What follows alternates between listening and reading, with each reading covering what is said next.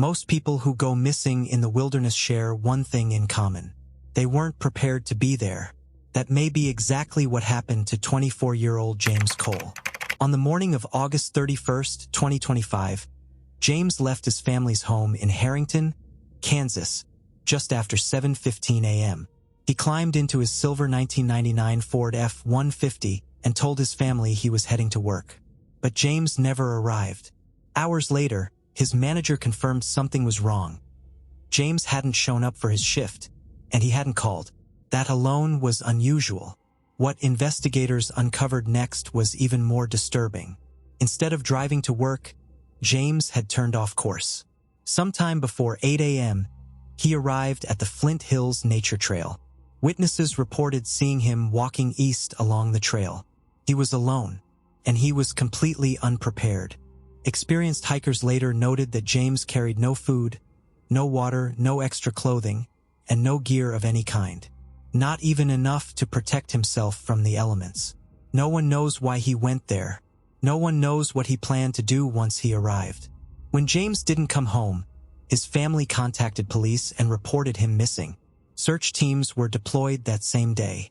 Tracking dogs quickly picked up his scent, following it along the trail, then to 2800 Avenue near US Highway 56, and later toward Burdick. Then, the trail went cold. His scent vanished. Investigators considered the possibility that James was heading toward Emporia, where he had family, but there was no evidence to confirm it. And James had left behind the one thing that might have answered everything: his phone. James didn't have his cell phone with him. He'd also left his wallet behind, meaning no money, no identification, and no way to ask for help. His family told police that James had no mental health history, no substance abuse issues, and no reason to disappear on purpose. They said his actions that morning were completely out of character. As ground searches failed, authorities brought in drones, scanning the area from above. Still nothing. No clothing. No belongings. No sign James ever left the trail alive. Today, James Cole's whereabouts remain unknown. Did he wander deeper into the Flint Hills? Did someone pick him up along the highway? Or did something happen in that quiet stretch of trail that no one witnessed? Somewhere between home and the wilderness, James vanished. And the Flint Hills haven't given up their secret. Anyone with information about James Cole is urged to contact the Harrington Police Department at 785-258-2227 or the Kansas Bureau of Investigation at 785-296-4017. 2-year-old Myra Lewis was last seen on March 1, 2014, in Camden, Mississippi, between 10:30 and 11 a.m. by her mother, Erica. The toddler had been playing outside with her sister in front of their rural property on Mount Pilgrim Road when Erica left to go shopping. Before she left, Erica told the girls to go inside to be with their father, who was tending to the couple's newborn baby at the time, but it's unclear whether the two actually went indoors. Erica left, and their father, Gregory, did not notice Myra's disappearance until hours later. Some reports state that he believed she was with her mother. The search for the toddler began between 4 and 5 hours after she was last seen by Erica, who returned home around 3 p.m. to find Myra missing. Gregory searched first on his ATV and used the family dogs to attempt to locate her scent. Despite the dogs not being trained scent dogs, he tried, but his efforts proved fruitless, and police were contacted a short time later. Law enforcement brought their own trained scent dogs to the property to look for Myra, searching a 4-square-mile area around the home. No trace of the little girl was found. The following day, March 2nd, Madison County officials issued an Amber Alert to raise awareness about Myra's disappearance. The day after that, her case was reclassified as a child abduction, and several other law enforcement agencies joined the search. Despite increased manpower, no sign of Myra surfaced. On March 10th, the FBI offered a $20,000 reward for information leading to Myra's whereabouts. Few leads were generated, and 3 days later, divers searched the pond near the family home again. Still, no evidence was found. During the weeks following the disappearance, Erica was arrested for violating her probation. She was accused of being a felon in possession of a firearm and of failing to pay court costs and supervision fees. She was arrested and held in jail, a move many criticized, considering the circumstances. Her husband claimed he was unaware of her previous conviction for welfare fraud. Myra's grandmother, Annuinette, held out hope for months that the little girl was still alive. She said, "Whoever got her, just send her back home. I love her. She was a good child. She was very obedient. She was smart. She's 2, but she has the mind of a 3 or 4-year-old." There have been no leads in Myra's case since she vanished. With so little information available, theories are limited. Online sleuths have suggested that because the family lived in such a rural area, someone present that day must know what really happened. Madison County Sheriff Randy Tucker appeared on the Investigation Homicide podcast earlier this year and shared a similar view. He stated that he believes someone on the property knows far more than they're admitting. He described Gregory Lewis as emotionless and said the family never kept in touch with law enforcement, which is unusual in missing child cases.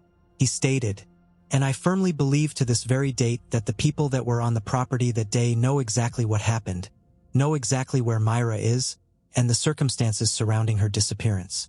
Myra is still missing. She was 2 years old when she vanished from Camden, Mississippi, on March 1, 2014.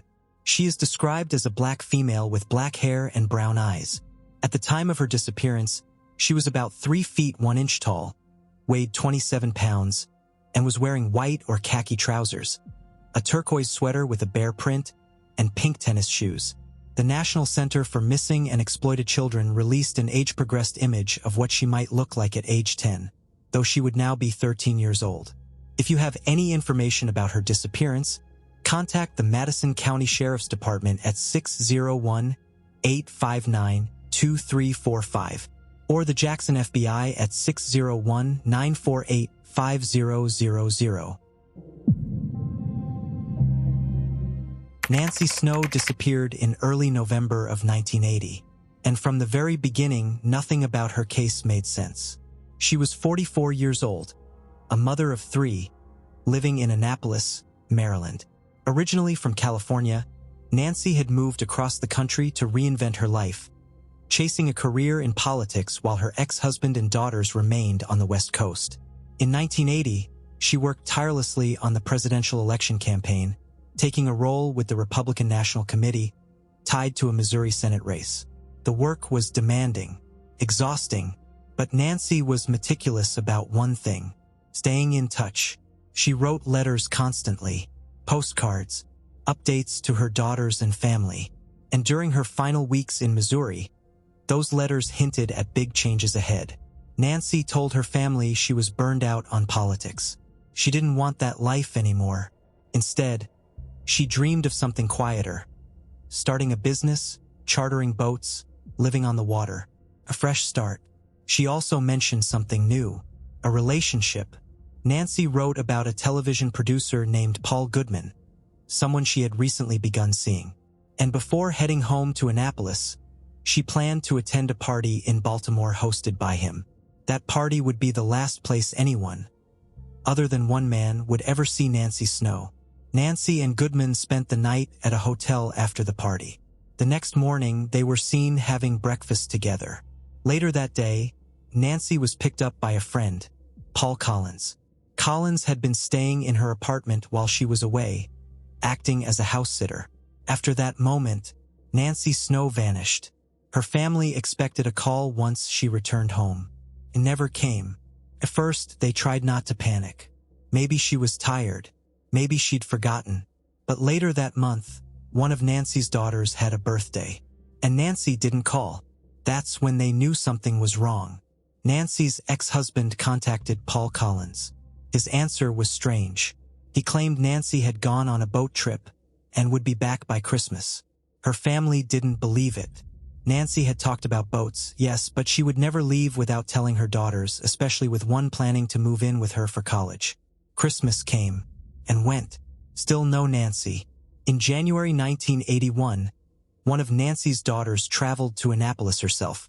What she found was disturbing. Paul Collins was living in her mother's apartment. He said he was still house-sitting, and that Nancy had given him permission to use her checkbook, pay bills, and even pay himself a stipend. Then his story changed. Now, Collins claimed Nancy hadn't planned a sailing trip at all. Instead, it was spontaneous. He said she met a man at a bar, a mysterious sailor known only as Captain J. Or maybe Captain J. Collins wasn't sure. They supposedly left together from Florida. But when Nancy's family searched for this man, they found nothing. No records, no boat, no captain, nothing. As police became involved, Collins' story changed again and again, each version more confusing than the last. Despite the lies, the inconsistencies, and the unexplained access to Nancy's money, investigators never had enough evidence to charge him. Paul Collins remains a person of interest, and Nancy Snow has never been found. Her family knows one thing for certain. Nancy would not have disappeared willingly. She would not have abandoned her children, and she would not have vanished without saying goodbye. Yet more than 4 decades later, her fate remains unknown. And the truth, whatever it is, disappeared with her in November of 1980. Anyone with information about Nancy Snow is urged to contact the Annapolis Police Department at 410-268-9000 and ask for Corporal William Noel, because someone somewhere knows what really happened. It was the summer of 1973, one of those turbulent, electric summers when music was loud, freedom felt infinite, and young love made the world seem a little less complicated. But on July 27, 1973, 2 Brooklyn teenagers, 16-year-old Mitchell Weiser and 15-year-old Benita Bonnie Bickwit, stepped onto the shoulder of State Route 97 in Narrowsburg, New York, and were never seen again. What began as a simple trip to one of the biggest concerts in American history would become one of New York's most haunting cold cases. A case that, even now, nearly 50 years later, refuses to give up its secrets. Mitchell and Bonnie were the kind of teens you'd expect to see at a massive 70s rock festival. Mitchell, bright, gentle, artistic, carried his camera everywhere, always searching for beauty. He'd named his dog after a Grateful Dead song. Bonnie was independent, thoughtful, and deeply compassionate, already wise beyond her 15 years. They met at John Dewey High School, a place where bright minds thrived, and their connection became immediate, intense, and unwavering. By the summer of '73, they'd been together for a year. Mitchell had tickets to the Summer Jam at Watkins Glen, a concert so huge it rivaled Woodstock. Hundreds of thousands of people were expected, a sea of music and freedom. When his friend couldn't go, he invited Bonnie, who desperately needed a break from her demanding babysitting job at Camp Wilmette. When the camp refused to give her time off, Bonnie quit on the spot. She returned home briefly while her parents were away, grabbed the $80 she'd been saving for a bike, and wrote a letter describing her longing for independence, words that would take on a chilling weight in the years to come. On July 26th, Mitchell traveled by bus to Narrowsburg to meet Bonnie. They spent the night at the camp before a staff member drove them into town the next morning. There, the couple stood beside the highway, sleeping bags slung over their shoulders, a cardboard sign that read Watkins Glen. It was a moment frozen in time. 2 teenagers, full of hope, excited for an unforgettable weekend. No one knows what happened to them after that. They were never seen again. At first, their families believed the 2 might simply be enjoying an extended adventure. But when Mitchell didn't return home, his father and sister went straight to the camp, only to discover that neither teen had come back. Bonnie's family returned from vacation to find their daughter missing. They were notified by camp staff and immediately joined the frantic search. But police initially dismissed the case entirely. Because the couple had exchanged rings and talked about marriage, authorities assumed they had simply run away together. That assumption cost investigators days, weeks, maybe the truth itself. By the time law enforcement realized something was very wrong, any trail the teenagers may have left was long cold. Both families took on the investigation themselves. They printed flyers, contacted newspapers across the country, and followed every rumor, no matter how small. Sightings trickled in over the years, A report of the couple on a bus to New Hampshire. A Manhattan pharmacist who believed Bonnie had filled a prescription. And the most chilling lead of all. In 1987, 14 years after the teens vanished, Mitchell's father, now living in Arizona, received a collect call. The caller identified herself as Bonnie. He accepted the charges. But the moment the operator came back on the line, the caller hung up. The call was never traced. The voice was never confirmed. And the question still lingers. Was it really Bonnie or a cruel stranger? Time passed, but hope never fully died. Mitchell's family kept their phone number listed publicly for decades, even after moving states, just in case he ever tried to find them. Both families aged without answers, grieving without closure, trapped in a nightmare that offered no evidence, no direction, and no resolution. Today, the disappearance of Mitchell Weiser and Benita Bickwitt stands as one of the oldest active missing teen cases in the United States. Their story echoes across generations, a reminder of how two young lives can slip away in a single moment and leave nothing behind but questions. Did they make it to the concert? Did they get into the wrong car? Were they victims of an accident? Or something far worse? After 50 years, the answers remain just beyond reach, locked away in the shadows of a warm July morning. Somewhere, the truth still exists. Someone somewhere knows what happened. And until that truth emerges, their families and the world remain haunted by the mystery of two teenagers who vanished on the road to summer freedom and never returned.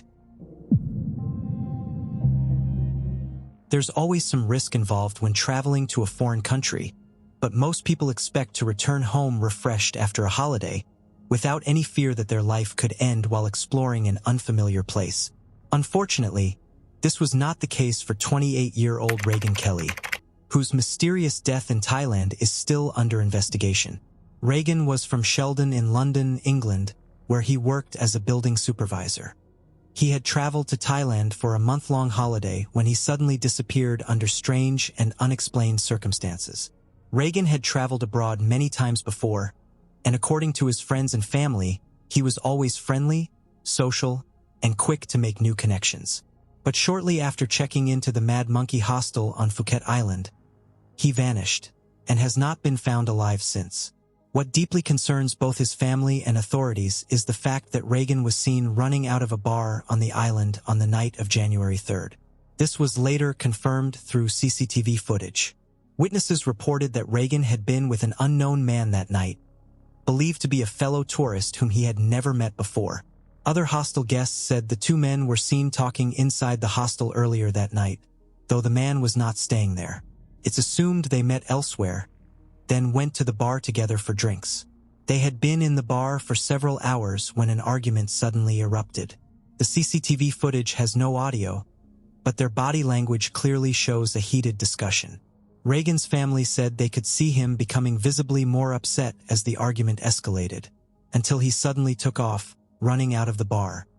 He was then seen heading toward Patong Beach, with the unidentified man chasing after him. CCTV cameras at the beach captured Reagan running past, and around 15 seconds later, the second man appeared, running after him for reasons still unknown. The next day, Reagan's family received the devastating news that he had been found deceased in the ocean by a swimming instructor, without any clothing. His sister Lori and their father flew to Thailand to help with the investigation, but it has since gone cold. Authorities still have no explanation for what led to Reagan's death. It remains unclear what the argument was about. Some believe Reagan may have accidentally ended up in the water and couldn't swim back, but his family insists that something feels wrong. They strongly suspect foul play, a theory supported by the fact that the unidentified man has never come forward to clear his name. When Reagan ran out of the bar, he was wearing a Mad Monkey t-shirt, shorts, a baseball-style hat, and a crossbody backpack containing his phone and other belongings. None of his clothes or possessions have been found. The unknown man is described as having a stocky build. At the time of the chase, he was seen wearing shorts and a white t-shirt. Despite multiple public appeals, he has never been identified or located. Rennie Josh. A name that still echoes with one unanswered question. Where did he go? More than a decade later, both Florida and Texas still feel the weight of his disappearance. Rennie wasn't just any college student. At 21 years old, he was a mechanical engineering senior at Rice University, carrying a perfect 4.0 GPA. He already had business suits lined up for interviews, polished resume, and his own business cards. He was focused, driven, not the type to party, not the type to get reckless. He was the kind of student professors remembered by name. But all of that changed in March 2014. Rennie joined 22 other students on a spring break trip from Houston to Panama City Beach, Florida, a place known for its wild parties and crowded shores. For Rennie, it was supposed to be nothing more than a short break before returning to classes and career plans. The group arrived on March 1st. Nothing seemed unusual, no signs of trouble yet. But on the night of March 3rd, something went wrong. At some point during the evening, Rennie's friends lost track of him. They searched briefly, assumed he'd return on his own, and went back to the rental house. But the next morning, he was still missing. And that's when this trip turned into something far more chilling. The group searched again, this time with a growing sense of dread. Then, just outside the rental home, they made a disturbing discovery. Rennie's clothes, bundled up, stuffed in a trash can. Everything he had been wearing the night before. Just after 11 a.m. on March 4th, they finally called the police. Investigators moved quickly, and what they found only deepened the mystery. Down on Panama City Beach, more of Rennie's clothing appeared. But there was something deeply unsettling about this find. The entire beach had been cleaned just 5 hours earlier. Cleanup workers said they didn't see those clothes before, meaning someone had to have placed them there afterward. Was that person Rennie, or someone else? The more investigators looked, the stranger the case became. One of the students told police that Rennie had been under the influence of a psychedelic drug the night before he vanished. But for anyone who knew him, this made no sense. Rennie didn't party. He didn't experiment with substances. Friends said it was completely out of character, almost impossible to believe. So the question formed quickly. If Rennie was on a hallucinogenic drug, did he truly take it willingly? Detectives searched the rental house but found nothing suspicious. When they questioned the students, things got even murkier. Everyone who claimed to see Rennie last pointed in a different direction. North, south, toward the beach, away from it. No two stories matched. And even stranger, after Rennie vanished, nearly every student in the group stayed silent. No updates, no interviews, no new information, just silence. Why? Were they scared? Confused? Or was someone hiding something? To this day, no one knows.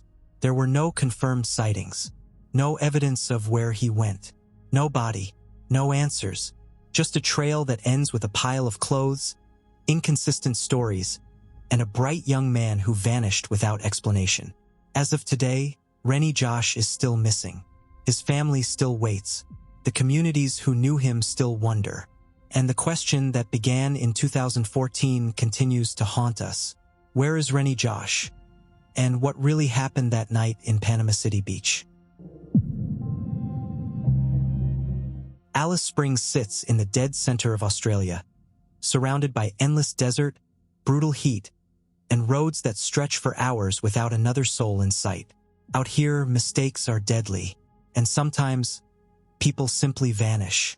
In January 2023, that's exactly what happened to Angie Lee Fuller. She was 30 years old, a mother of 2, and she had just begun rebuilding her life. Angie had recently moved to Alice Springs for a fresh start. She landed a new job with Drug and Alcohol Services Australia, helping people fight addiction, work she cared deeply about. Her father, Tony Fuller, said Angie was finally happy again. She loved her kids, she loved her job, and she had plans.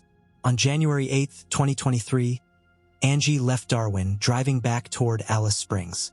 She wasn't alone. She was traveling with her boyfriend, a man her father didn't know well, but didn't trust.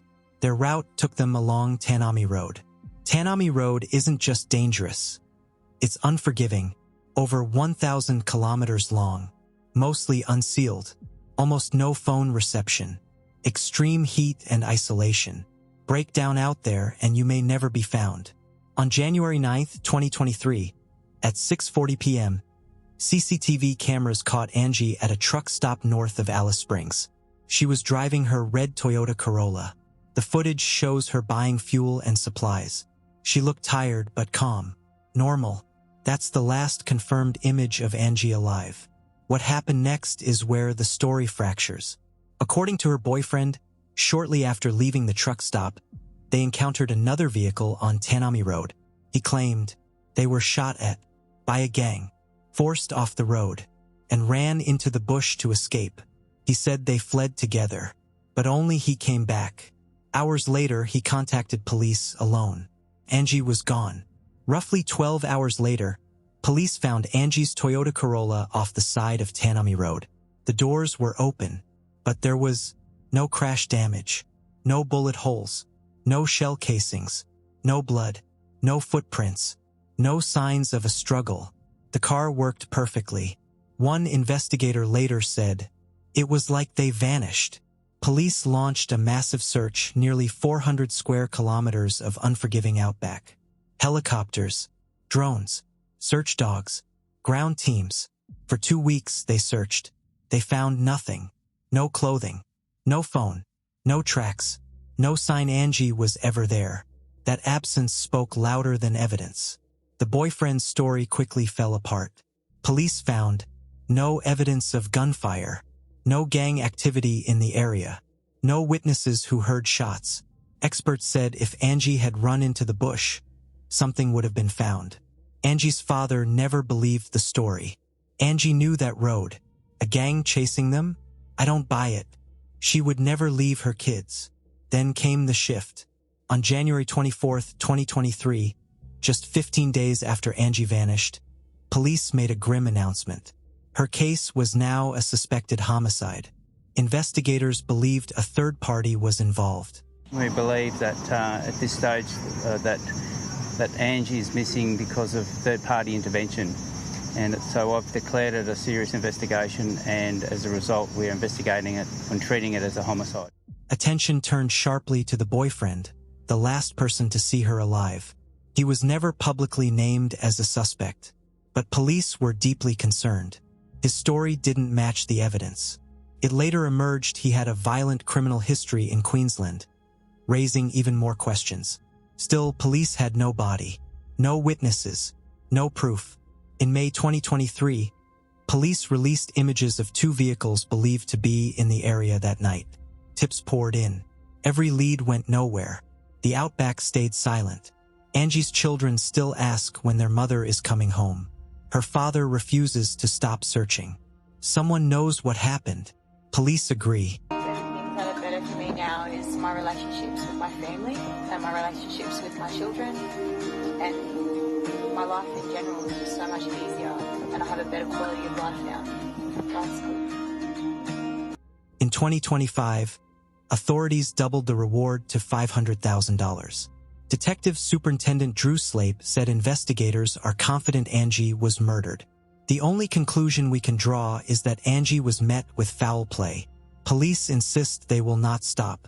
People don't just disappear on Tanami Road. Not without someone knowing why. Somewhere in the desert or in someone's silence, the truth still exists. Until it comes out, Angie Lee Fuller remains missing. Anyone with information is urged to contact Crime Stoppers. When 22-year-old Jeremiah Mineta disappeared from Ponca City, Oklahoma, he had only just begun to settle into a new chapter of his life. The city was still unfamiliar to him, and he was in the middle of rebuilding after a major loss.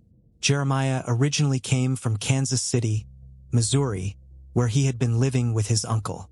After his uncle passed away, Jeremiah made the decision to move to Oklahoma with his mother, Jamie, hoping for a fresh start. Adjusting to the new area wasn't easy at first. He struggled to find steady footing, but over time, things began to improve. Eventually, Jeremiah found a job that allowed him to rent his own apartment in Ponca City. He had already started moving his belongings into the place and was preparing to live independently. Around the same time, he purchased a cell phone, making it easier for him to stay in touch with family. Because of this, his sudden silence would later raise serious concerns. On January 16, 2025, Jeremiah failed to show up for his scheduled shift at work. This was unusual for him. His family also realized they had not heard from him in several days. As their worry grew, they reported him missing on January 20th. Police went to Jeremiah's new apartment to look for clues. Inside, everything appeared normal. His belongings were still there, and there were no signs of a struggle or forced entry. Nothing suggested that he had left in a hurry or that violence had taken place inside the apartment. However, as the investigation continued, several troubling details emerged. Jeremiah's cell phone was eventually located, but it was not with him. It was found in the possession of a woman whose name has not been publicly released. Around the same time, Jeremiah's asthma inhaler was discovered in the backyard of a home on the 400 block of North Union Street. No clear explanation has been given for how it ended up there. This discovery deeply concerned Jeremiah's family. According to them, Jeremiah never went anywhere without his inhaler. Finding it discarded in the yard of a stranger only added to their fear that something was seriously wrong. Jeremiah's mother told investigators that the woman who had the phone contacted her directly. She claimed she had found Jeremiah's phone and inhaler. Afterward, she sent Jeremiah a text message, telling him that his belongings had been recovered. When Jeremiah never responded, the family's concern turned into alarm. They immediately began calling local hospitals and police departments, fearing he might have been injured or detained. No records of Jeremiah were found. Even more unsettling, whenever family members tried calling Jeremiah's phone, someone would answer the call and then hang up without speaking. The family stated that this behavior was completely out of character for Jeremiah. They also noticed that their text messages were being read, yet no replies ever came. When police later questioned the woman who had the phone, her story changed. She claimed she had not found the phone at all, but that Jeremiah had sold it to her for $20. Jeremiah's family does not believe this explanation and feels it does not make sense. Investigators also monitored Jeremiah's bank account, but no activity has been recorded since he was reported missing. There have been no withdrawals, purchases, or signs that he has accessed his money.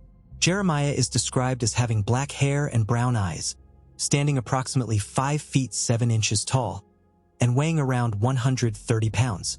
As time passes, his disappearance remains unresolved. There have been no confirmed sightings and no clear answers about where he went or what happened to him. His family continues to search for the truth and hopes that someone, somewhere, knows something that could help bring him home.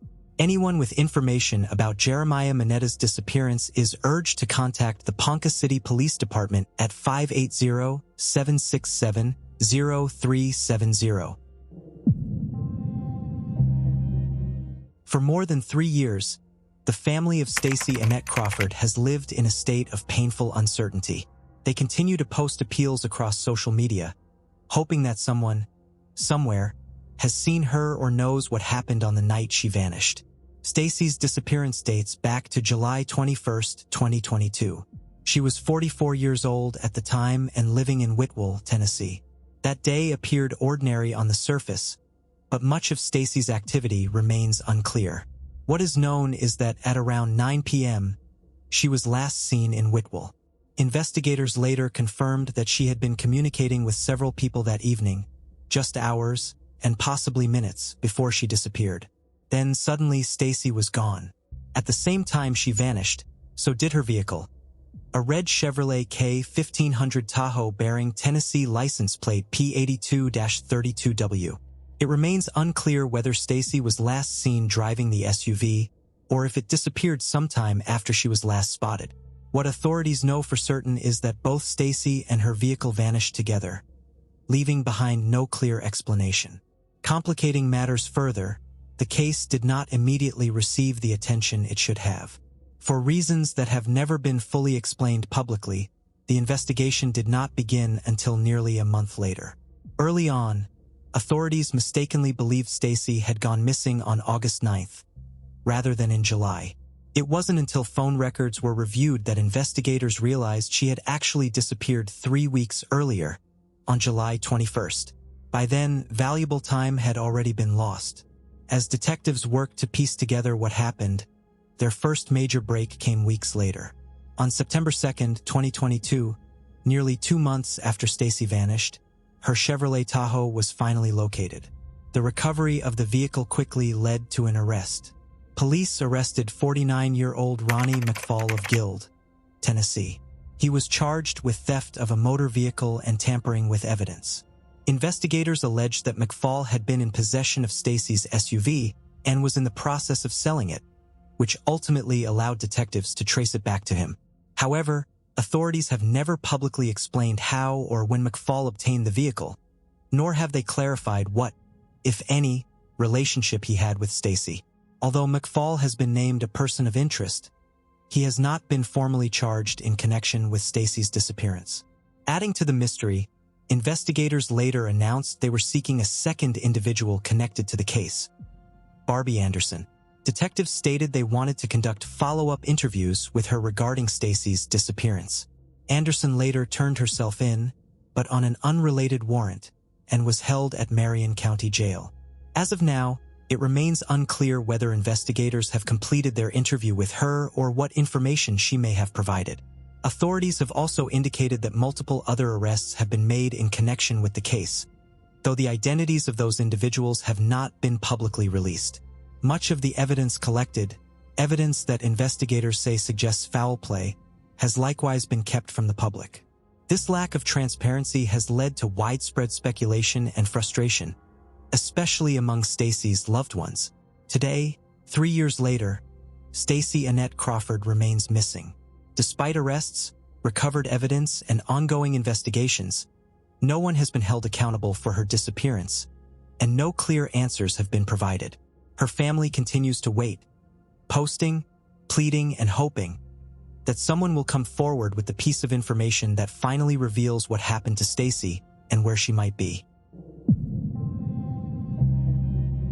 By the morning of November 30th, 2025, park rangers arrived at the Solduk Trailhead in Olympic National Park. The lot was almost empty, except for one vehicle, a black 2025 Ford Bronco Sport, covered in pine needles, locked, and silent. That SUV belonged to Aliasia Angel Bullia, a 26-year-old woman from St. Louis who had last been seen nearly 2 weeks earlier on November 17th. Her vehicle was here, but she wasn't. Aliasia was traveling through the Olympic Peninsula, an area known for rugged forests and unreliable phone service. Her last confirmed public sighting was in Port Angeles on November 17th, where she was seen shopping. Authorities have not publicly explained what she planned to do afterward. The official timeline is simple but deeply incomplete. November 17th, last confirmed sighting in Port Angeles. November 27th, reported missing. November 30th, her rented Bronco found at Solduk Trailhead. What happened in the 12-day gap between these events is unknown. When rangers found the Bronco on November 30th, nothing around it indicated where Aliasia had gone or how long the SUV had been there. Officials have not released when the vehicle arrived, whether security cameras caught it, whether any items inside helped establish a timeline. There is no confirmed evidence she ever walked onto the trail. A large multi-agency search began immediately. Teams included National Park Service Rangers, search and rescue ground crews, drones, K-9 units, local SAR teams familiar with the terrain. They searched the short trail to Solduk Falls, the steep route toward Deer Lake, side paths and creek areas, deeper backcountry areas. Despite the massive effort, no clothing, tracks, belongings, or confirmed clues linked to Aliasia were found. Weather made the search even harder. Cold rain, fog, and dropping temperatures quickly erased any possible traces. One of the biggest challenges in this case is the lack of a known starting point. Investigators cannot confirm when the Bronco was parked, whether Aliasia drove it there, whether she arrived alone, whether she ever entered the forest. Without a starting point, search teams cannot build a reliable route or timeline. Authorities have also not publicly released phone ping data, what was found inside the vehicle, any surveillance footage, witness accounts from the trail. This silence does not imply wrongdoing. It simply reflects what has not been verified or cleared for release. Between November 17th and November 30th, the public record is empty. This unexplained period opens multiple possibilities. She parked at the trail on the 17th and something happened soon after. She went somewhere else in the days after the 17th. Someone else moved her vehicle. The car sat unnoticed for days. She never intended to hike at all. None of these scenarios are confirmed or ruled out. As winter weather arrived, ground searches were scaled back, but the investigation remained active. Authorities continue to ask for tips. Publicly released details include age 26, height 5 feet 7 inches, weight 135 pounds, features dark curly hair, brown eyes, tattoo, left arm. Last seen November 17th, Port Angeles. Vehicle found November 30th, Sol Duc trailhead. No evidence has been publicly confirmed that links her directly to the trail system where her SUV was found.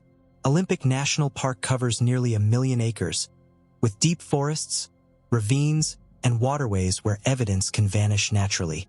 But what makes this case unsettling is not the size of the wilderness. It's the absence of a clear path. Without proof she entered the forest, investigators must consider the possibility that something happened before the SUV ever reached Sol Duc. Today, Aliasia's disappearance remains unsolved. The trail went cold immediately. Authorities believe someone, possibly without realizing it, may hold the missing piece.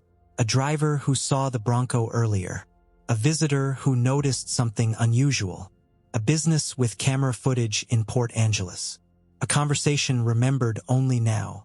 Any tip, even small, could change the direction of the case. Anyone with information is urged to contact local authorities or Olympic National Park law enforcement. Aloha, Oregon, was home to Dane Davis for much of his life. He was a familiar face in the community, having worked for many years at Wells Fargo before retiring. Retirement gave Dane something he deeply enjoyed: time. Time to walk. Long, quiet walks through neighborhoods, shopping centers, and transit stops became part of his daily routine. But those ordinary walks would eventually lead to a heartbreaking and unresolved mystery. In 2016, Dane was 66 years old and living in the 21,500 block of Southwest J Street. That year, his family received devastating news. Dane had been diagnosed with dementia, a progressive illness that slowly affects memory, judgment, and the ability to care for oneself. The diagnosis was difficult for everyone. His family immediately began working with a local nonprofit organization to find a safe and secure living facility where Dane could receive proper care. While they searched for placement, Dane continued living at home and sticking to his routines. He was well known for his daily routes. He often walked to the Hillsborough Promenade Shopping Center, stopping at familiar places like Wendy's and Albertsons near Cornelius Pass Road and Baseline Road. At times, he would also ride MAX trains and use public transportation, something he enjoyed and had done many times before. But on October 18, 2016, everything changed. That day, Dane was last seen outside his home on J Street, checking the mail. It was an ordinary moment. Nothing about it suggested that it would be the last confirmed sighting of him. When he failed to return or be seen afterward, concern quickly grew. His caretaker reported him missing, and on October 20th, police conducted a welfare check at his home. What they found raised more questions than answers. Dane's car was still parked in the garage, which was not unusual. Due to his dementia, he no longer drove. However, one detail stood out: the front door of the house was wide open. Dane was nowhere inside. There were no signs of a struggle and no clear indication of where he might have gone. Another troubling discovery soon followed. Investigators learned that Dane's cell phone had shown no activity for 5 days prior to his disappearance, suggesting he may have already been disoriented or unable to use it. This wasn't the first time Dane had gone missing. Earlier that same year, he had been reported missing twice before, both times causing significant worry for his family. In those earlier incidents, he was found safe, but the repeated disappearances made it clear that he could no longer live independently. Those close calls were the reason his family had begun searching for a secure care facility, but tragically, placement couldn't be arranged quickly enough. The third time Dane disappeared, he did not come back. Because of his medical condition, Dane was considered unable to care for himself. His family feared that he might be confused, lost, or injured, and unable to seek help. As days turned into weeks, and weeks into years, those fears only grew heavier. Now, 9 years later, Dane Davis would be 75 years old. Despite the passage of time, his case has never been closed. Investigators have continued to review the disappearance, and as recently as 2023, renewed efforts were made to re-examine the case. Dane's family has remained involved, working closely with detectives and holding on to hope that answers may still come.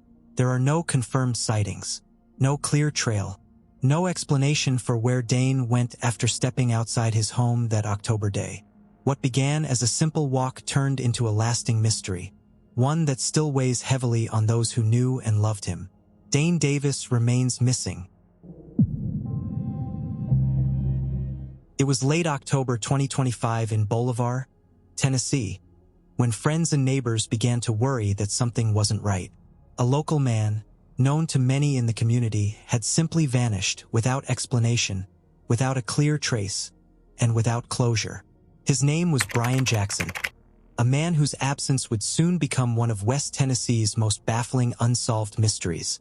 In the weeks after his disappearance, local news outlets and community pages shared his story with the public in the hope that someone, somewhere, might hold a piece of the puzzle that investigators were missing. On October 24, 2025, a key clue emerged that set off alarm bells among law enforcement and Brian's family. The license plates from his white extended cab Ford F-150 were picked up in Memphis, Tennessee. Memphis, a city roughly 120 miles from Bolivar, was not a place Brian had been reported headed that day, and there were no confirmed sightings of him there. The plates alone were enough to raise concern, but the absence of the truck itself, and of Brian, deepened the mystery. In the days that followed, the lack of confirmed information only made the situation feel more unsettling. There were no public reports of Brian being seen after October 24th. His family heard nothing. Friends did not receive messages or calls. His vehicle was never found, only the plates that once belonged to it. By early November, with no answers and growing worry, Brian's loved ones officially reported him missing. News coverage shared his name and the limited details known so far, urging the public to help. But unlike many missing person cases where surveillance footage, eyewitness accounts, or physical clues can guide investigators, this one offered only the plates as a lead. Through community alerts, social media posts, and local coverage, the hope was that someone, a driver passing through Memphis, a resident with a camera, or someone who might have seen the truck or Brian, would come forward.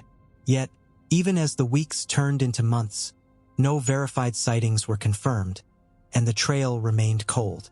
Authorities have not provided a detailed timeline of Brian's final hours, nor have they released many specifics about his case beyond the information about the license plates. The reason for this is simple. When verified evidence is limited, investigators must be cautious about what they make public until it can be confirmed. But that very silence, the lack of new information, can leave families and communities grasping for answers that never come. There are questions that still linger. Why were the plates found in Memphis? Did someone else move the vehicle?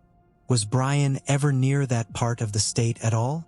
Without confirmed sightings, phone records, or additional physical evidence released to the public, these questions remain open, and the disappearance unresolved.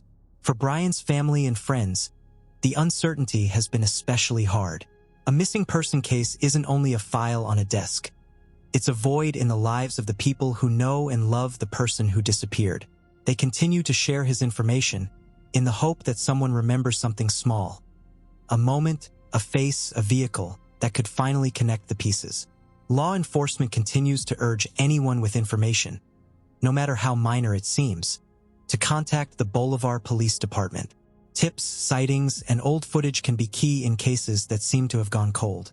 The phone number shared in the initial reports remains one of the few publicly listed contacts for information in this ongoing investigation.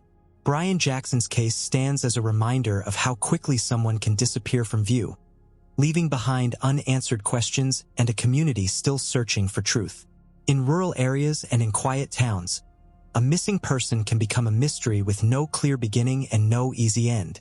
And until someone comes forward with a new lead, one that could break this case wide open, Brian's disappearance remains one of Tennessee's unsolved stories, still waiting to be explained. Doug Bruce had always been known as confident. Some would even say a bit arrogant. His friends described him as sharp-tongued, tough, and not easily impressed. That personality had shaped him from childhood. He grew up in Nigeria, where his father managed several businesses, before being sent to boarding school in England. Later, he attended college but eventually dropped out. Despite that, he built an incredibly successful life.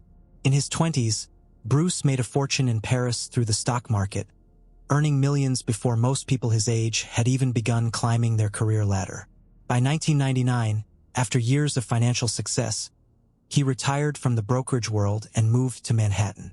There, he decided to pursue something entirely different, photography, and enrolled in a 4-year program. His former partner, Nadine Adamson, once described him as a typical high-earning banker type, someone who dated models, lived in a stylish loft, and enjoyed the fast-paced life of the city. In short, nothing about his life seemed out of the ordinary. But everything changed on July 3, 2003. That morning, Bruce suddenly found himself riding a subway train heading toward Coney Island. He was confused, disoriented, and had absolutely no memory of who he was. When the train reached the station, he walked straight to a nearby police station and told officers something chilling. He didn't know his own name. He didn't have a wallet, ID, or anything that could explain his identity. He was physically fine, no major injuries, yet mentally blank. Doctors diagnosed him with retrograde amnesia, one of the rarest and most unsettling forms of memory loss. Unlike common amnesia, which may erase short-term memories, retrograde amnesia wipes out everything from a person's past. Bruce could speak normally and think clearly, but it was as if his entire personal history had vanished. Inside his backpack, the only clue police found was a pink slip of paper with a phone number written on it. That number belonged to a friend who came to pick him up from the hospital. The friend led Bruce back to his home, a Manhattan loft he didn't recognize, where 2 pets, a cockatoo and a dog, waited for him. Friends, family, and doctors were stunned. How could a man with no major injuries suddenly forget an entire lifetime? As doctors searched for answers, one strange detail emerged.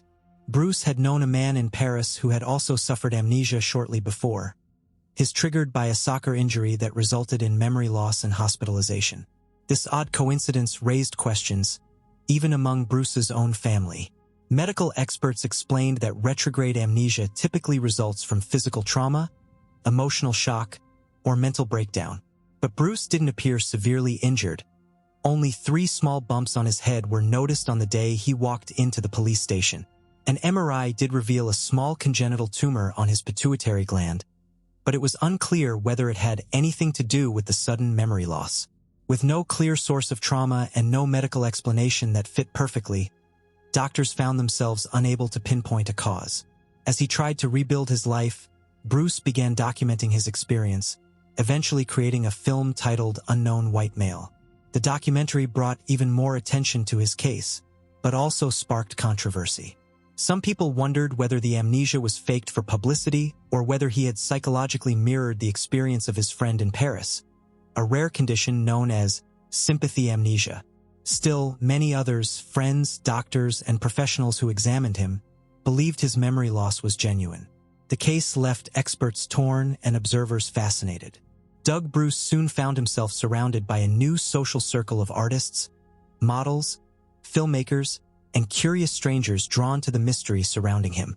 Even now, his sudden and complete loss of identity remains unexplained, making it one of the most puzzling modern medical mysteries ever recorded.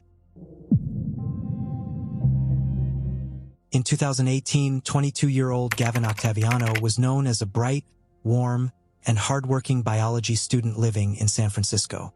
He was deeply committed to his studies, but that November, he took a break to spend Thanksgiving with his family.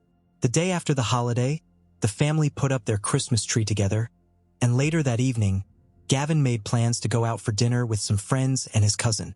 Before leaving in his sister's car, he told his mother that he wouldn't be out long and that she would see him later that night. But when the next morning came and Gavin still had not returned, everyone grew anxious. Gavin was responsible and always kept in touch, especially if he planned to stay somewhere overnight. His family reported him missing, and the police began searching the border area between San Francisco and Daly City, but there was no sign of him. On November 23rd, investigators found surveillance footage showing Gavin's sister's car being parked in the north lot of the Golden Gate Bridge at around 5:20 p.m. When they checked the location, they found the car exactly where the video showed it was left. A few days later, on November 28th, a witness contacted Gavin's family after seeing his missing person flyer. The man said he had seen Gavin on the night of the 23rd near the Golden Gate Tunnel. He remembered the moment clearly because Gavin had staggered into the road, and the witness nearly hit him with his vehicle. He said Gavin seemed unsteady, possibly intoxicated. Gavin's family believes he might have parked the car and gone for a walk to clear his head, something he often did if he'd been drinking and needed fresh air. As the months passed without answers, his family became increasingly frustrated. They felt communication from the police was lacking and that the media offered little support. They even had to push to get Gavin's story aired, losing precious time. On top of that, the family had to endure painful rumors. Some people claimed his friends might have harmed him, while others insisted he was probably already gone. None of these claims were ever backed by evidence. Authorities have said that foul play is not suspected, but they also haven't ruled it out entirely. Gavin's whereabouts remain unknown.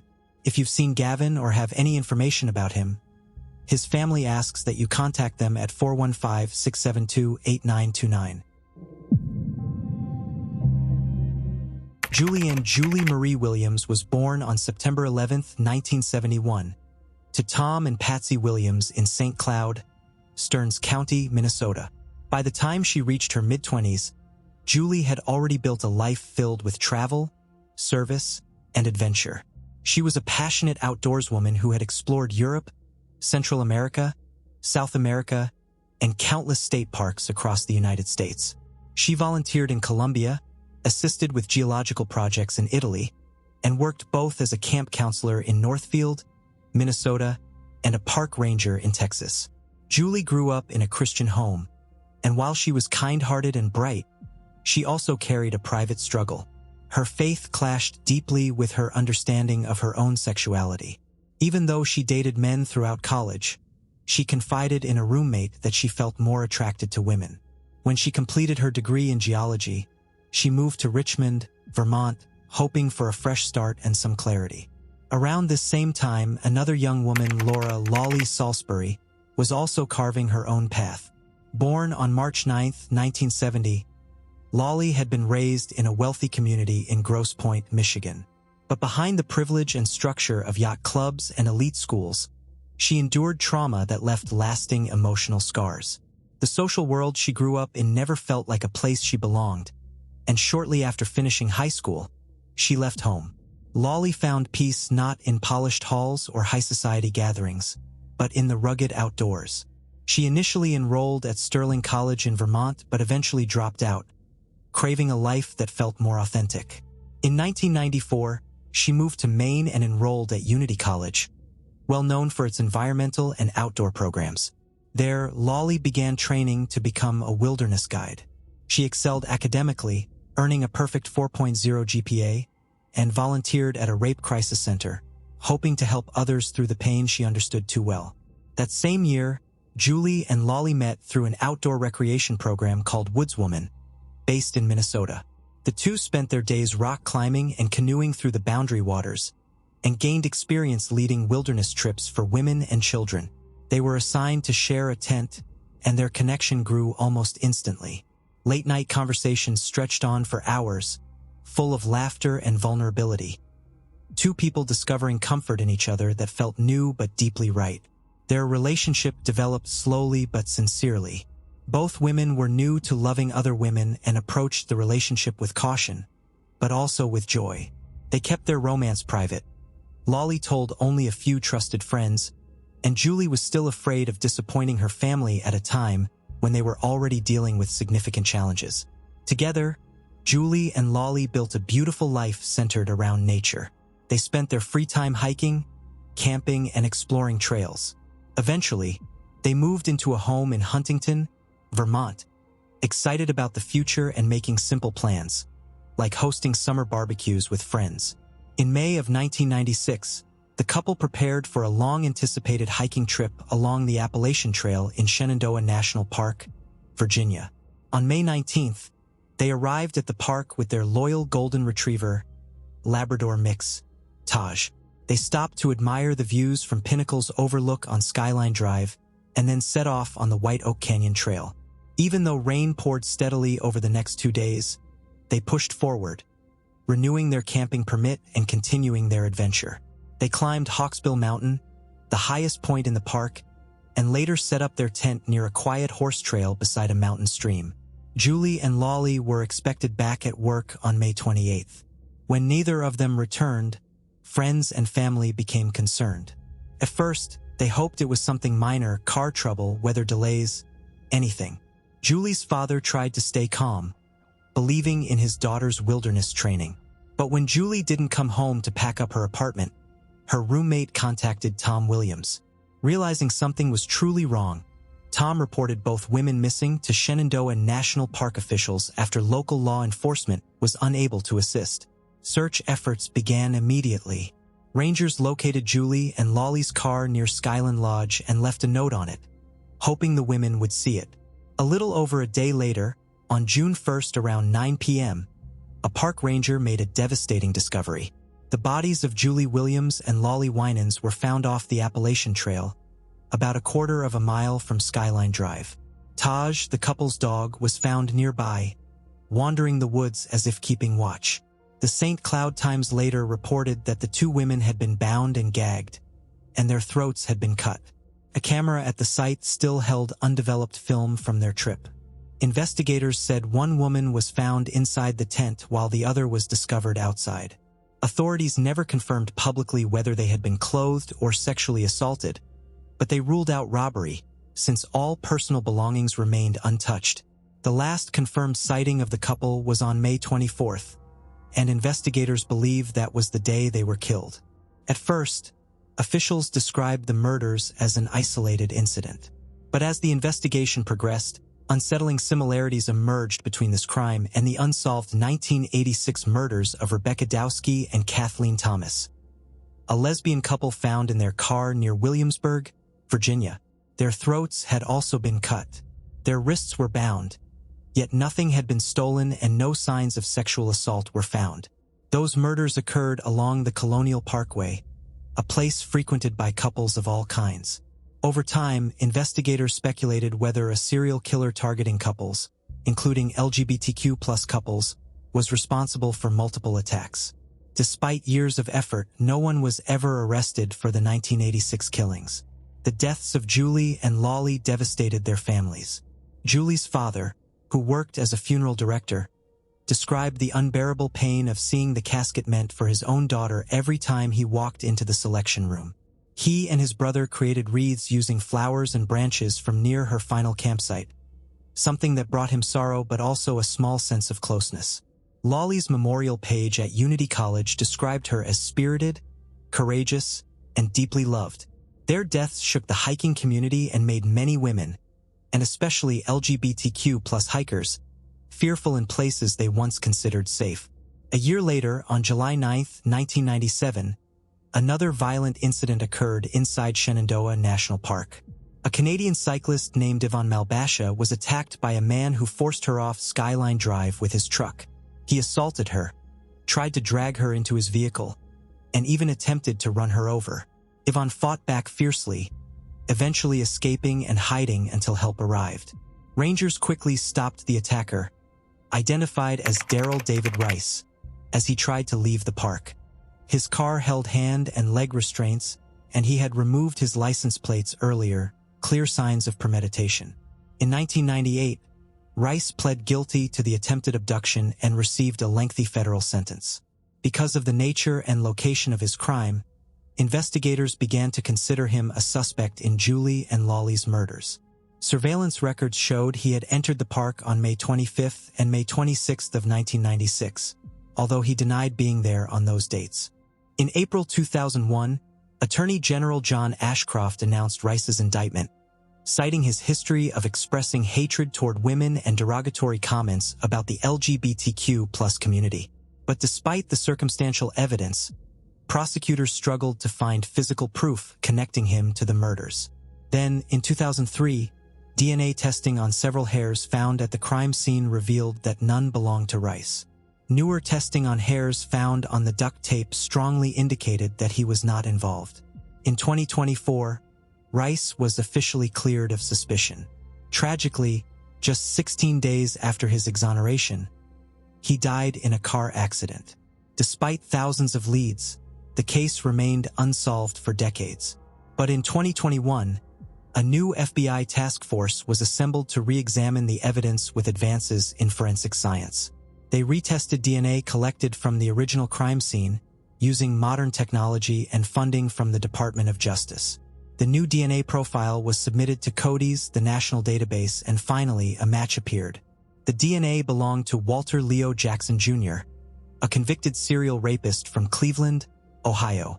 Jackson was known to visit Shenandoah National Park, and DNA collected during his arrest in another case linked him directly to the crime. The statistical likelihood of the DNA belonging to anyone else was estimated at 1 in 2.6 trillion. Jackson died in March 2018 while serving time in Ohio, never having faced charges for the murders of Julie and Lolly. But on June 20, 2024, federal officials publicly confirmed that he was the man responsible. U.S. Attorney Christopher R. Kavanaugh expressed condolences to both families and said he hoped that the long-awaited answers brought some measure of peace. The disappearance of Eric Wajdilla. It's rare and deeply unsettling when a missing person's vehicle is found, but the person themselves is nowhere to be seen. That's exactly what happened in the case of 22-year-old Eric Wajdilla, who vanished under mysterious circumstances in July of 2025. Eric hasn't been seen by his family since that summer, and the details of his disappearance continue to raise more questions than answers. At the time, Eric was living in the 1400 block of Denton Court in Plainfield, Illinois. According to reports, he was last seen on July 26th, right there at his home. It's believed that the last person he spoke to was his father. They had a phone conversation the next day, on July 27th. After that, Eric seemed to vanish without a trace. He stopped contacting friends. He didn't post online. He didn't call anyone. And he never mentioned any travel plans before he disappeared. To make things even stranger, Eric vanished along with his car, a 2008 Honda hatchback. But soon, technology would provide the first clue. Police later discovered that Eric's car had been captured by flock cameras, those AI-powered license plate readers used by law enforcement, as it traveled down Route 31 in West Dundee on July 28th, 2 days after he was last seen. Investigators believe Eric himself was behind the wheel at that time. That was the last confirmed sighting of him. Then came another lead. Witnesses reported seeing Eric at SA Park in South Elgin later that same day. Acting on the tip, police searched the area, and just 3 days later, they found his vehicle parked in the lot. But Eric was gone. Inside the car, there were no signs of struggle, no messages, no notes, and no obvious clues pointing to where he might have gone next. The discovery left investigators and his family completely baffled. One of the most troubling aspects of the case is that Eric never contacted anyone about his car. He never called police to report it missing. He never reached out to his family to retrieve it. He made no effort to explain why it was left behind. This strange detail has led many to believe that Eric never returned to the parking lot, Or, if he did, something happened to him before he could leave. It also remains unclear whether Eric had ever been to that park before, or whether he knew anyone in the South Elgin area. None of his friends or family recognized the location as one he frequented. As days turned into weeks, his loved ones grew increasingly desperate for answers. The uncertainty, not knowing whether Eric is safe, hurt, or worse, has left them in an unbearable limbo. In their search for the truth, Eric's family has organized volunteer searches and urged the public to help. They're asking anyone who wants to assist to reach out by email at findog@gmail.com. Meanwhile, detectives continue their investigation. Anyone with information, no matter how small it may seem, is urged to contact Detective McDonald at the Will County Sheriff's Office by calling 815-727-8575, extension 4934. For now, Eric's story remains open-ended, a case of a young man full of potential who simply disappeared into thin air. His car was found, but he wasn't, and until answers come to light, his family continues to ask the same haunting question: where is Eric Wajdilla? Celine Kramer was a bright, curious soul, a woman who loved photography, travel, and the quiet beauty of the natural world. At just 31 years old, she had already explored much of Europe, capturing landscapes and cultures through her camera lens. In early 2023, her travels brought her to Tasmania, Australia's remote island state known for rugged wilderness, ancient forests, and hauntingly beautiful scenery. To Celine, Tasmania wasn't just another destination. It was a place to slow down, reconnect with nature, and live peacefully among the wild. One location especially fascinated her: Philosopher Falls, a serene waterfall deep within the dense rainforest of northwest Tasmania. The trail winds through towering myrtle trees, moss-covered ground, and a cool, damp atmosphere filled with the sound of water and birds. Though not far from the small mining town of Warrada, the area feels untouched, like stepping back into an ancient world. Celine, who preferred quiet hikes and natural beauty over busy tourist spots, felt drawn to this peaceful place. Born and raised in Belgium, she had a creative spirit and a passion for visual storytelling. She had been living in Tasmania for several months, eager to explore its wild landscapes. On June 17, 2023, Celine set out for a simple walk to Philosopher Falls. It wasn't considered a difficult trail, but Tasmania's winter can be unpredictable. Rain, mud, sudden cold, and temperatures near freezing are common. Warnings advise hikers to prepare carefully, tell someone where they're going, and dress for winter weather. But Celine was traveling alone. She was independent, experienced with travel, and her social media posts showed calm excitement. No fear, just peaceful exploration. She drove her white Honda CR-V, license plate E40TF, to the trailhead, and then she vanished. Days passed without any contact. She missed a ferry to Melbourne on June 21st, and her family in Belgium grew alarmed. When she failed to respond, a welfare report was filed on June 26th. On June 27th, her car was found parked at Philosopher Falls, untouched. Her belongings were still inside. Authorities believe it had been there for about a week. Her phone's last signal matched that same time frame. A full search began immediately. Police, volunteers, drones, helicopters, and search and rescue experts combed the forest. The terrain was brutal: freezing rain, snow, and dense undergrowth. Even a cadaver detection dog was brought in. But nothing was found. Police initially believed this was a tragic hiking accident, not foul play. Celine wasn't prepared for winter conditions, and the wilderness there can be unforgiving.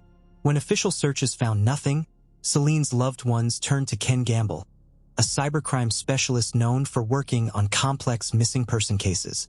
With permission, he accessed her Google data and retrieved precise GPS points, over 40 location records up until 4:18 p.m. on June 17th.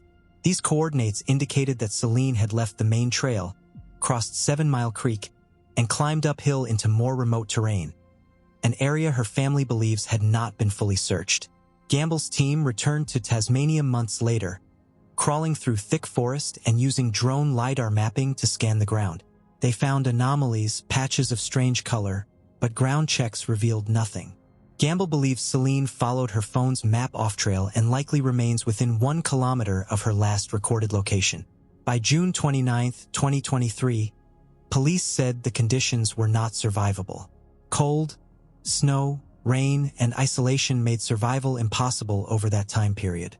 The official search was suspended on July 10th, though police emphasized the case remains open to new credible information. Philosopher Falls, despite its beauty, hides danger. The path may look safe, but the rainforest conceals rotten logs, deep sinkholes, and uneven terrain. Historical signs warn hikers, even from the 1800s, that the ground can give way without warning. A chilling parallel to Celine's disappearance. Police repeat that there is no evidence of foul play, and their investigation suggests Celine wandered off the trail and succumbed to the elements. Commander Stuart Wilkinson noted in 2024 that false tips have deeply hurt her family, and that only verified information can be pursued. Celine's disappearance devastated her loved ones in Belgium. Her mother, Ariane, believes her daughter likely died in a tragic accident, but still hopes for closure. "I really hope they find my daughter again. It would give us an answer to all the questions we have." Her sister Emily and her close friend Justine continue pushing to find answers. In December 2025, 4 friends plan to travel to Tasmania to conduct a private search with the help of locals, volunteers, and Ken Gamble. Time passes, but the silence remains unbearable. We no longer hope for miracles, only answers. Today, more than 2 years later, Celine's case remains one of Tasmania's most haunting mysteries. Despite extensive searches, ground, aerial, technological, and private, no belongings, clothing, or remains have been discovered. At the time she disappeared, Celine was 31. Belgian, slim, fair-skinned, blonde hair, brown eyes, with a tattoo on her right arm and a nose piercing. If alive today, she would be 33. Police urge anyone who visited Philosopher Falls on June 17th to 18th, 2023, or passed nearby, to come forward with any detail, even the smallest one. In terrain like this, visibility is limited and anything could matter. For her family, closure is the only hope left. Anyone with information is asked to contact Crime Stoppers Australia, 1-800-333-000. The strange case of Dr. Michael Swango remains one of the most disturbing and baffling chapters in modern medical history.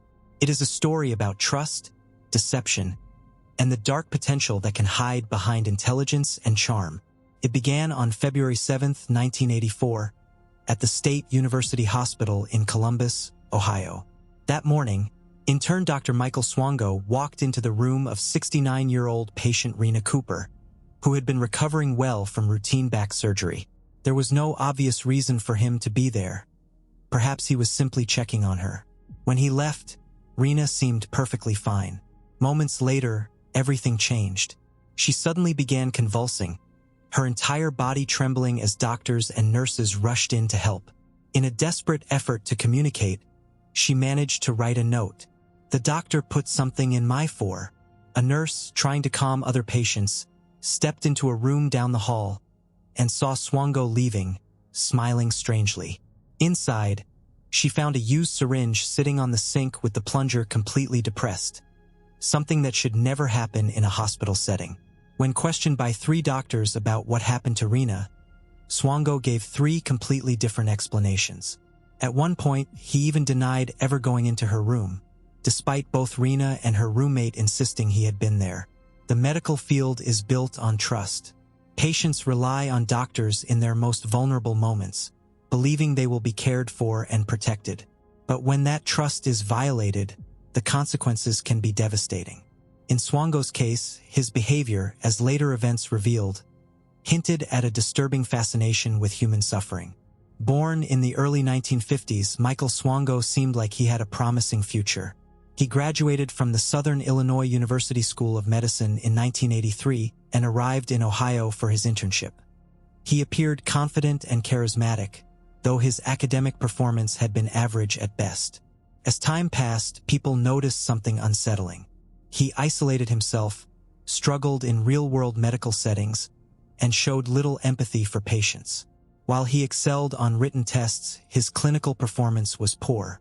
Supervisors eventually placed him on probation and warned him, unless he improved significantly, he would not be recommended for residency, a serious threat to his dream of becoming a doctor. Shortly after this warning, Rena Cooper experienced her mysterious convulsions. Over the next few months, several other unexplained medical emergencies occurred at the hospital, many involving patients under Swango's care. At least 5 patients died unexpectedly. Despite growing suspicion, hospital administrators chose not to involve authorities. Instead, they quietly monitored him until his internship ended. By June 1984, Swango was removed from his program, but he faced no legal consequences. During his final months there, he frequently brought spicy chicken for coworkers. After eating it, several of them became violently ill, showing symptoms similar to arsenic poisoning. Yet again, no formal action was taken. In July 1984, Swango got a job as a paramedic in Quincy, Illinois. On September 14th, he brought donuts for coworkers. Many noticed they tasted odd, and soon after, several became seriously sick. The remaining donuts mysteriously disappeared before they could be tested. Later that night, Swango offered a soda to a colleague, who also became violently ill within minutes. His co-workers grew suspicious. They noticed his disturbing interest in accidents and trauma. He often talked in graphic detail about violent emergency scenes and strangely kept a scrapbook filled with stories of tragic injuries and deaths. Eventually, they acted. They tricked him into leaving the building on a fake emergency call and searched his locker. Inside were 2 bottles of arsenic-based poison, one full and one empty. Police searched his apartment and found books on poisoning, chemicals, syringes, and handwritten notes about toxic substances. On October 26, 1984, Swango was arrested and charged with aggravated battery. He denied everything, but the evidence was overwhelming. He was convicted and sentenced to 5 years in prison. He served only half of that sentence for good behavior. Amazingly, once released, Swango found his way back into the medical field. He altered his records and claimed his conviction was from a bar fight, not poisoning people. In 1989, he worked at a medical school in Virginia, where coworkers soon became mysteriously ill again.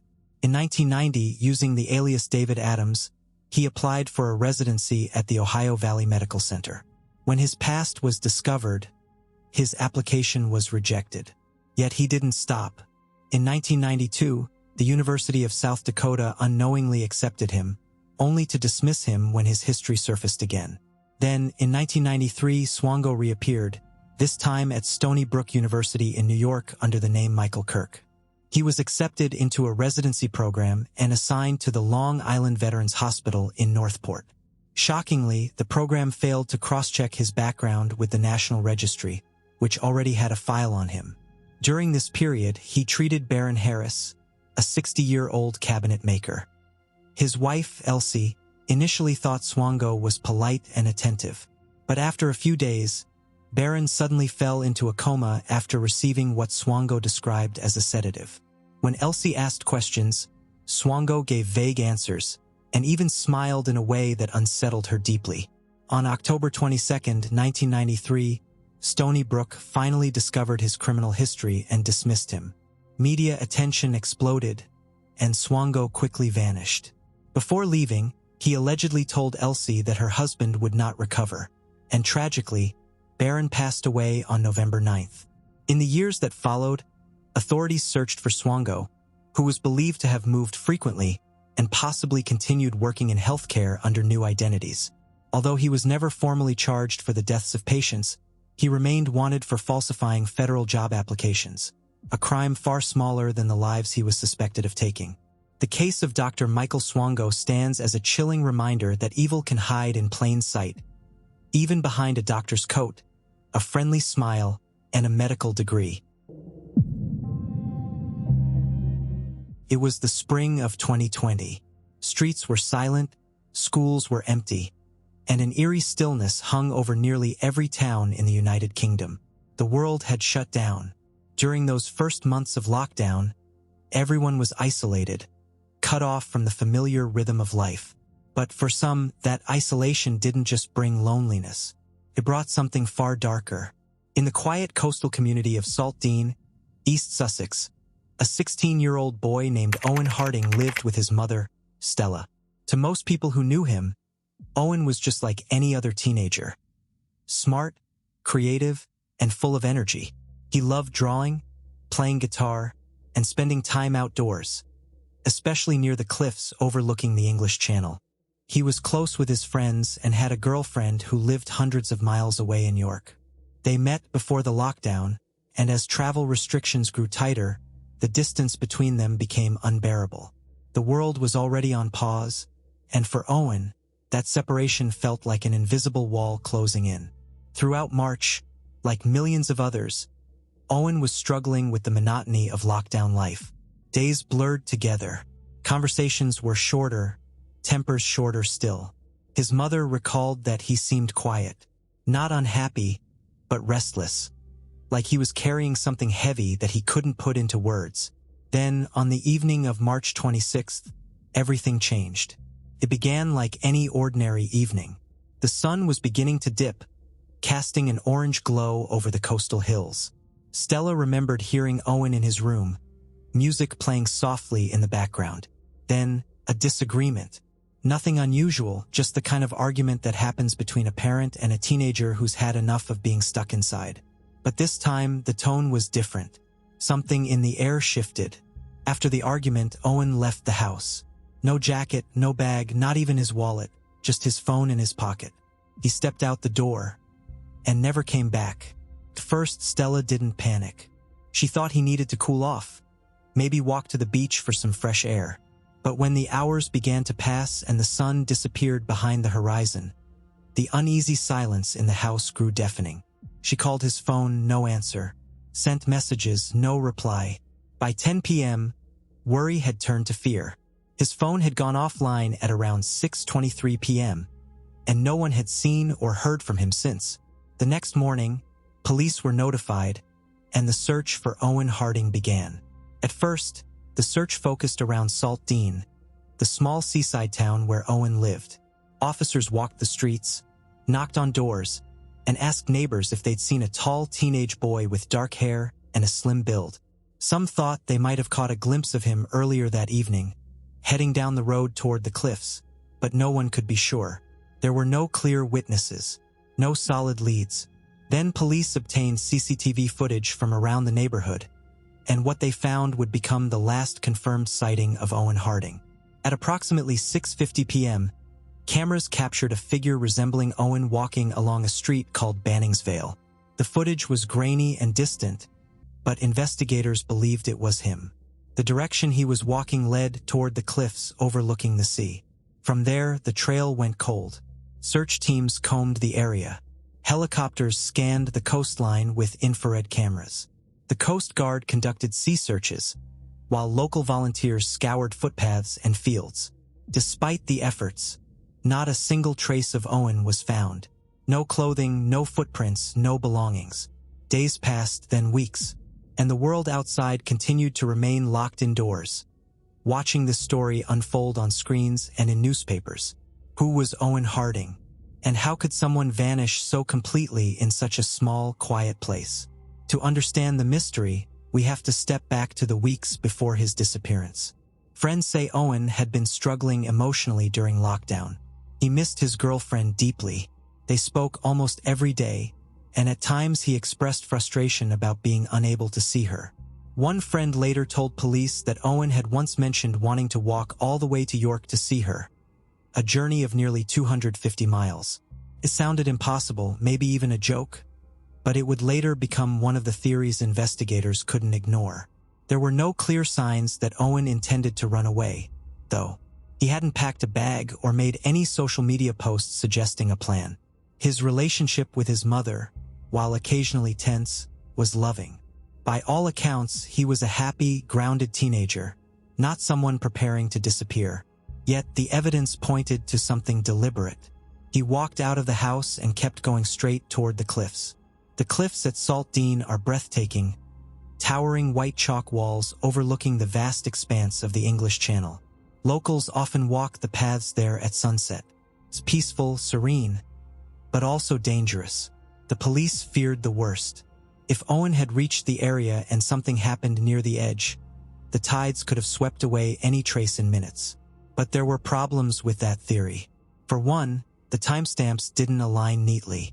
His phone went offline at 6:23 p.m., yet CCTV placed him at Banningsvale at 6:50 p.m., nearly half an hour later. How could that be? Did his phone die, or was it turned off intentionally? That single question became the heart of the mystery. The community of Salt Dean responded. Hundreds of volunteers, friends, neighbors, even strangers, joined socially distanced searches. Posters with Owen's photo appeared on lampposts, bus stops, and shop windows. The phrase "Find Owen Harding" spread across social media. But as days turned to weeks, hope began to fade. Police followed every possible lead. They checked train stations, bus routes, and motorway cameras. They investigated reports of possible sightings, but each one eventually went nowhere. There was no sign of a boy walking north toward York, no activity on his bank account, no further digital footprint. It was as though Owen had stepped into the night and simply ceased to exist. By the end of April, official searches began to wind down, but Stella refused to give up. She continued organizing her own searches, walking the coastal paths every evening. Friends said she would sit near the cliffs at sunset, staring out at the horizon, whispering her son's name. The media coverage grew quieter, but the mystery remained. How could a 16-year-old vanish so completely in a place so small, with so many eyes watching? Some believed Owen had fallen from the cliffs accidentally. Others wondered if he had chosen to disappear, perhaps overwhelmed, lost in his thoughts, needing an escape from the pressure of lockdown life. But to those who knew him, that didn't make sense. Owen was planning for the future. He talked about seeing his girlfriend again, going back to school, even traveling once restrictions lifted. He wasn't someone who wanted to disappear, not long-term. The search for answers has continued for years. Despite new technology, sonar scans of the coastline, and renewed public appeals, there have been no confirmed discoveries. His body has never been found. His phone has never been recovered. And no new evidence has ever surfaced to explain what really happened that evening in March 2020. For Stella, every anniversary is a painful reminder of that night. She has said in interviews that not knowing is the hardest part, that even the worst truth would be easier than endless uncertainty. "I wake up every morning hoping for a call, a clue, anything," she once said. But every day ends the same, with silence. Today, Owen Harding's disappearance remains one of the most haunting, unsolved cases of the COVID-19 lockdown period. His story became a symbol of how isolation, emotional distance, and a single argument can ripple into tragedy. Perhaps Owen simply needed space to clear his mind, to find peace by the sea. Maybe he intended to come home. Maybe he never got the chance. Whatever the truth is, it's still out there, hidden somewhere between the fading light of that March evening and the roaring waves below the cliffs of Salt Dean. Sometimes the smallest conversation can change everything. And for Owen Harding's family, one hope remains constant, that someday someone will come forward and the silence will finally end. 24-year-old Natanis Maristy had always been close to her family. She called often. She checked in constantly. And whenever she traveled, she stayed connected. So when days passed without a single message from her, her family didn't just worry, they panicked. Because disappearing like this simply wasn't who she was. Natanis had been missing since early May of 2025, and as the hours passed with no contact, her family's fears grew heavier. On May 9th, they alerted the RCMP, and when investigators realized that her last confirmed location was Edmonton, the case was transferred to the Edmonton Police Service. Immediately, they knew something was wrong. This wasn't a young woman who vanished because she wanted space. This was someone who never cuts off contact unless something is seriously, dangerously wrong. However, the mystery began when Natanis left her hometown of Laranjie, Saskatchewan, and drove toward Edmonton, where she planned to visit friends. She was driving her black 2007 Hyundai Tucson with Saskatchewan plates, a car her family instantly recognized. Throughout Alberta, British Columbia, and Saskatchewan, search teams scoured highways, parks, and rural roads. Helicopters flew overhead. Volunteers walked mile after mile through forests and fields. But there was no sign of Natanis. What investigators did find, however, was a timeline captured by a trail of security cameras. And that timeline is where the case becomes truly disturbing. On May 5th, CCTV footage placed both Natanis and her vehicle at the Continental Inn in Edmonton. She remained there until 1:22 a.m., when she was seen exiting the building with two unidentified women. But there was one detail that chilled investigators. Natanis appeared to be crying. Her face was red, her head was down, and she looked distressed, as if something had happened inside the building that left her shaken. These two women, who have never been identified, walk beside her. And then Natanis disappears into the night. From the hotel, she drove to a 7-Eleven located at 107th Avenue and 156th Street. Security cameras captured her SUV pulling in. She stayed for a short time. At 2:55 a.m., she left the parking lot. This is the very last confirmed sighting of Natanis herself. What happened after this moment becomes even more troubling, because after she leaves the 7-11, her SUV keeps moving, but she does not. Investigators tracked her vehicle as it traveled across provinces. Not once, not twice, but for days. After leaving Edmonton, the vehicle headed east toward Sherwood Park. Then it continued through smaller communities, Buck Lake, Nordegg, before eventually reaching the area of Lake Louise, nearly 300 miles away. Her family says she would never have made this trip willingly.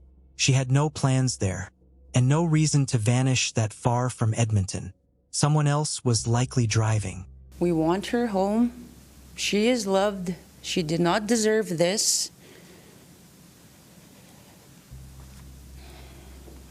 Family who dearly misses her want her home. The search for Natanis Marasti has been on for more than 2 months. The 24-year-old member of Peter Ballantine First Nation was reported missing from her home in Saskatchewan, with the last confirmed sighting of her in West Edmonton on May 5th, first at the Continental Inn and then a nearby 7-Eleven. She hasn't been seen since, but police traced the movements of her vehicle, traveling west to BC and onto a ferry to Nanaimo, then returning to the Edmonton area, continuing to Lloydminster and into Saskatchewan. The car was found abandoned and repainted silver in James Smith Cree Nation. That was on May 15th. The next day, the SUV was recorded passing through British Columbia. Then, on May 7th, it boarded a ferry bound for Vancouver Island. Someone had driven her vehicle through multiple provinces, boarded a ferry, and traveled for hours across the water, with no sign of Natanis anywhere. 3 days later, the SUV left the island and was driven back toward Edmonton. Then, on May 12th, it was spotted west of Lloydminster, near the Saskatchewan-Alberta border. Hours later, it vanished. The vehicle was eventually recovered on the James Smith Cree Nation in Saskatchewan. But when officers found it, something was disturbingly wrong. The SUV had been spray-painted silver. Whoever was driving it didn't just abandon it, they tried to disguise it. Inside, there was no sign of Natanis. The vehicle was seized and is still undergoing forensic analysis.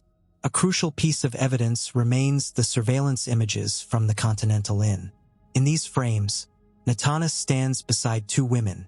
One appears to hold her arm, and Natanis looks upset, wiping tears from her face. Investigators have publicly pleaded for these two women to come forward. So far, they haven't, and no one has identified them. Who were they? Friends? Witnesses? Or something far more troubling? Until they speak, one of the most important parts of the timeline remains incomplete. For Natanis' family, each day that passes without answers feels heavier than the last. They say she would never disappear like this. Not voluntarily, not silently, and the fact that her vehicle traveled hundreds of miles while she vanished from view raises terrifying questions. Someone knows what happened. Someone saw something. And someone may have been driving that SUV for nearly a week. Anyone with information, no matter how small it seems, is urged to contact the Edmonton Police Service at 780-423-4567.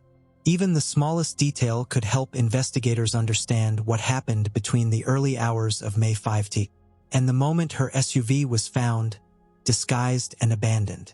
Until then, the disappearance of Unsolved Marasti remains one of the most unsettling missing persons cases of 2025, a mystery stretched across thousands of miles, captured on camera, yet still without answers. Maria Glykina was a 19-year-old activist living in Nizhny Novgorod, Russia. On the 8th of November 2014, Maria had planned to meet up with her friend, Irina, at her house on Timoraziva Street. Now, it is unclear where Maria exactly was before she left to meet up with Irina. Her friend Irina claims that Maria was waiting for her boyfriend, Nikita, with whom she was supposed to visit Irina. However, police reports claim that Maria was waiting for a few friends, but decided not to wait for them and headed toward Irina's place alone. At 10 p.m., Maria called Irina and told her that she was on her way to her house. At 10:20 p.m., Maria called her again to let her know that she was on Menina Street. When Irina asked her how she was planning on getting to her house, Maria said that she was walking on foot. According to Irina, she wasn't worried that Maria was walking alone at night, as she thought Maria was with Nikita and that they were walking together to her house. But that was not the case. Maria was walking alone, and Irina's house was about 3.2 kilometers from Menina Street. It would have taken her roughly 40 minutes on foot. Maria then texted Irina at around 11:02 p.m., telling her that she had reached Balinskago Street and would arrive in 10 to 15 minutes. But she never did. After 20 minutes had gone by and Maria still hadn't arrived, Irina called her cell phone. Maria picked up the call and said, "Sorry, I can't talk to you. I'll call you back later," and hung up the phone. Irina said Maria sounded out of breath and in a hurry. Concerned, Irina called Maria again at around 11:22 p.m. Maria picked up the call and told her that she was not coming. This would be the last time anyone heard from Maria. 15 minutes later, Irina tried calling her again, but her phone was switched off. It is unclear when Maria was reported missing, but what is clear is that the police did not launch a search for her immediately. A search was eventually conducted by a few volunteers on November 9th, and it was these volunteers who would find her body the next day. The police only started searching on November 10th. On November 10th, the volunteers found Maria's body in a basement of an abandoned building, just a few blocks from Balinskago Street. Maria was found tied up and in an embryo position, with her arms stretched out. She was found naked from the waist down, and her clothes appeared to be missing, except for a scarf and a sweater which were found on the body. It is believed the killer took her clothes with him. An autopsy revealed she had been severely beaten and raped.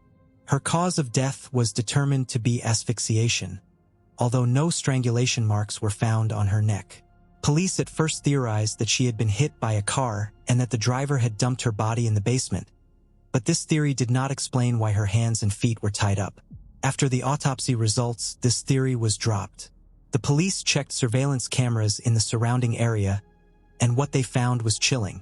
At 11:05 p.m., just after Maria had texted Irina to let her know that she had reached Balinskago Street, she was captured on CCTV at the intersection of Maxim Gorky Street and Alexievsky Street. This means Maria lied about her location in the text, as she could not have been at Balinskago Street at 11:02 p.m. if she was at the intersection at 11:05 p.m. In the CCTV footage, Maria can be seen walking at the intersection.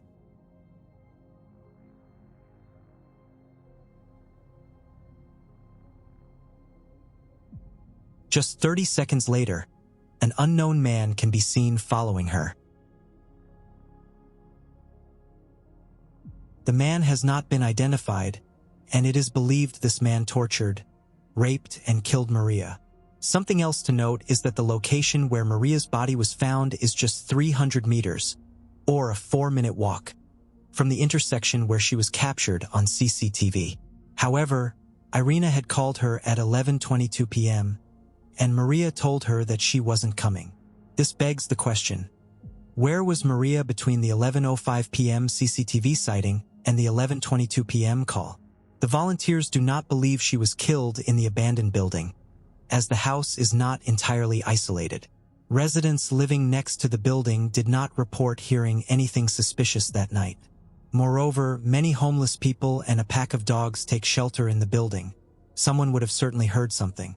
It is believed Maria was kidnapped sometime after her CCTV sighting. Many have theorized that Maria was probably with her killer when Irina called her at 11:22 p.m. and was threatened by the killer to tell Irina that she wasn't coming, in order not to attract attention. Maria was then most likely taken someplace else, where she was raped, beaten, and murdered.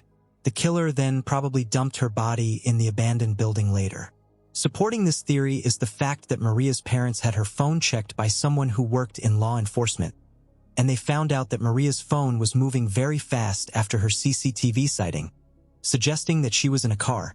Strangely, a man similar in appearance to the one seen on the CCTV footage was seen the following morning on November 9th at 7 a.m. on another CCTV camera. It is widely speculated that the man had just dumped the body in the abandoned basement. However, the man wasn't carrying anything with him at the time. Notably, Maria's missing clothes cannot be seen with him in the footage, and it is unclear if it is the same man who followed her. The police have interviewed more than 500 people, but no one has been charged. They have released a sketch of the supposed killer, but so far he has not been identified. The police have no suspects in the case. There have been no updates, and with little media coverage, the case remains unsolved. Anastasia Sotnikova was a 22-year-old woman living with her parents in Moscow, Russia. On the 31st of January 2011, Anastasia left her home for her German language course. She would not return home that night. She did not have her own car and used the subway to get to her classes. Her father was supposed to pick her up from the subway exit, but he was a little late. He waited at the subway station for a few minutes and tried calling her, but she didn't pick up the phone. Her family waited for her for 12 hours, hoping she would come back home. But when it became clear something was terribly wrong, they reported her missing. The police at first did not take the case seriously and told the parents that she was probably partying somewhere and would come back soon. Her family, however, was adamant that Anastasia never went to parties without telling anyone. It would take the police 3 days before they started looking into the case. A search for the missing woman was launched, and missing person flyers were distributed throughout the city. The police also decided to check the CCTV cameras in the subway. The CCTV captured Anastasia exiting the subway train. After her exit, she was seen taking the escalator and then passing through the turnstile, when a man of Slavic appearance who was talking on the phone followed her. The police tried to identify the man through cell phone records, but it was found that no calls of that length were made in that area at the time. It is believed the man was pretending to be on the phone. Anastasia left the subway station around 1:07 p.m., and she has not been seen since. The man on the phone has also never been identified. A witness later came forward and reported that she had seen Anastasia being forced into a car by a man. Anastasia's cell phone last pinged on Warsaw Highway. At the time of her disappearance, Anastasia was 5 feet 7 inches and was wearing a brown fur coat, a red scarf, black jeans, and black suede flat boots. There have been no updates in the case since, and Anastasia remains missing to this day. It's February 8, 2013, in the quaint town of Bannockburn, Victoria, in Australia. Lauren Whitehead, a 42-year-old mother of 5, enters the local Woolworths store around 4:55 p.m., grabs a bottle of water, a pen, and a card, and then vanishes into thin air.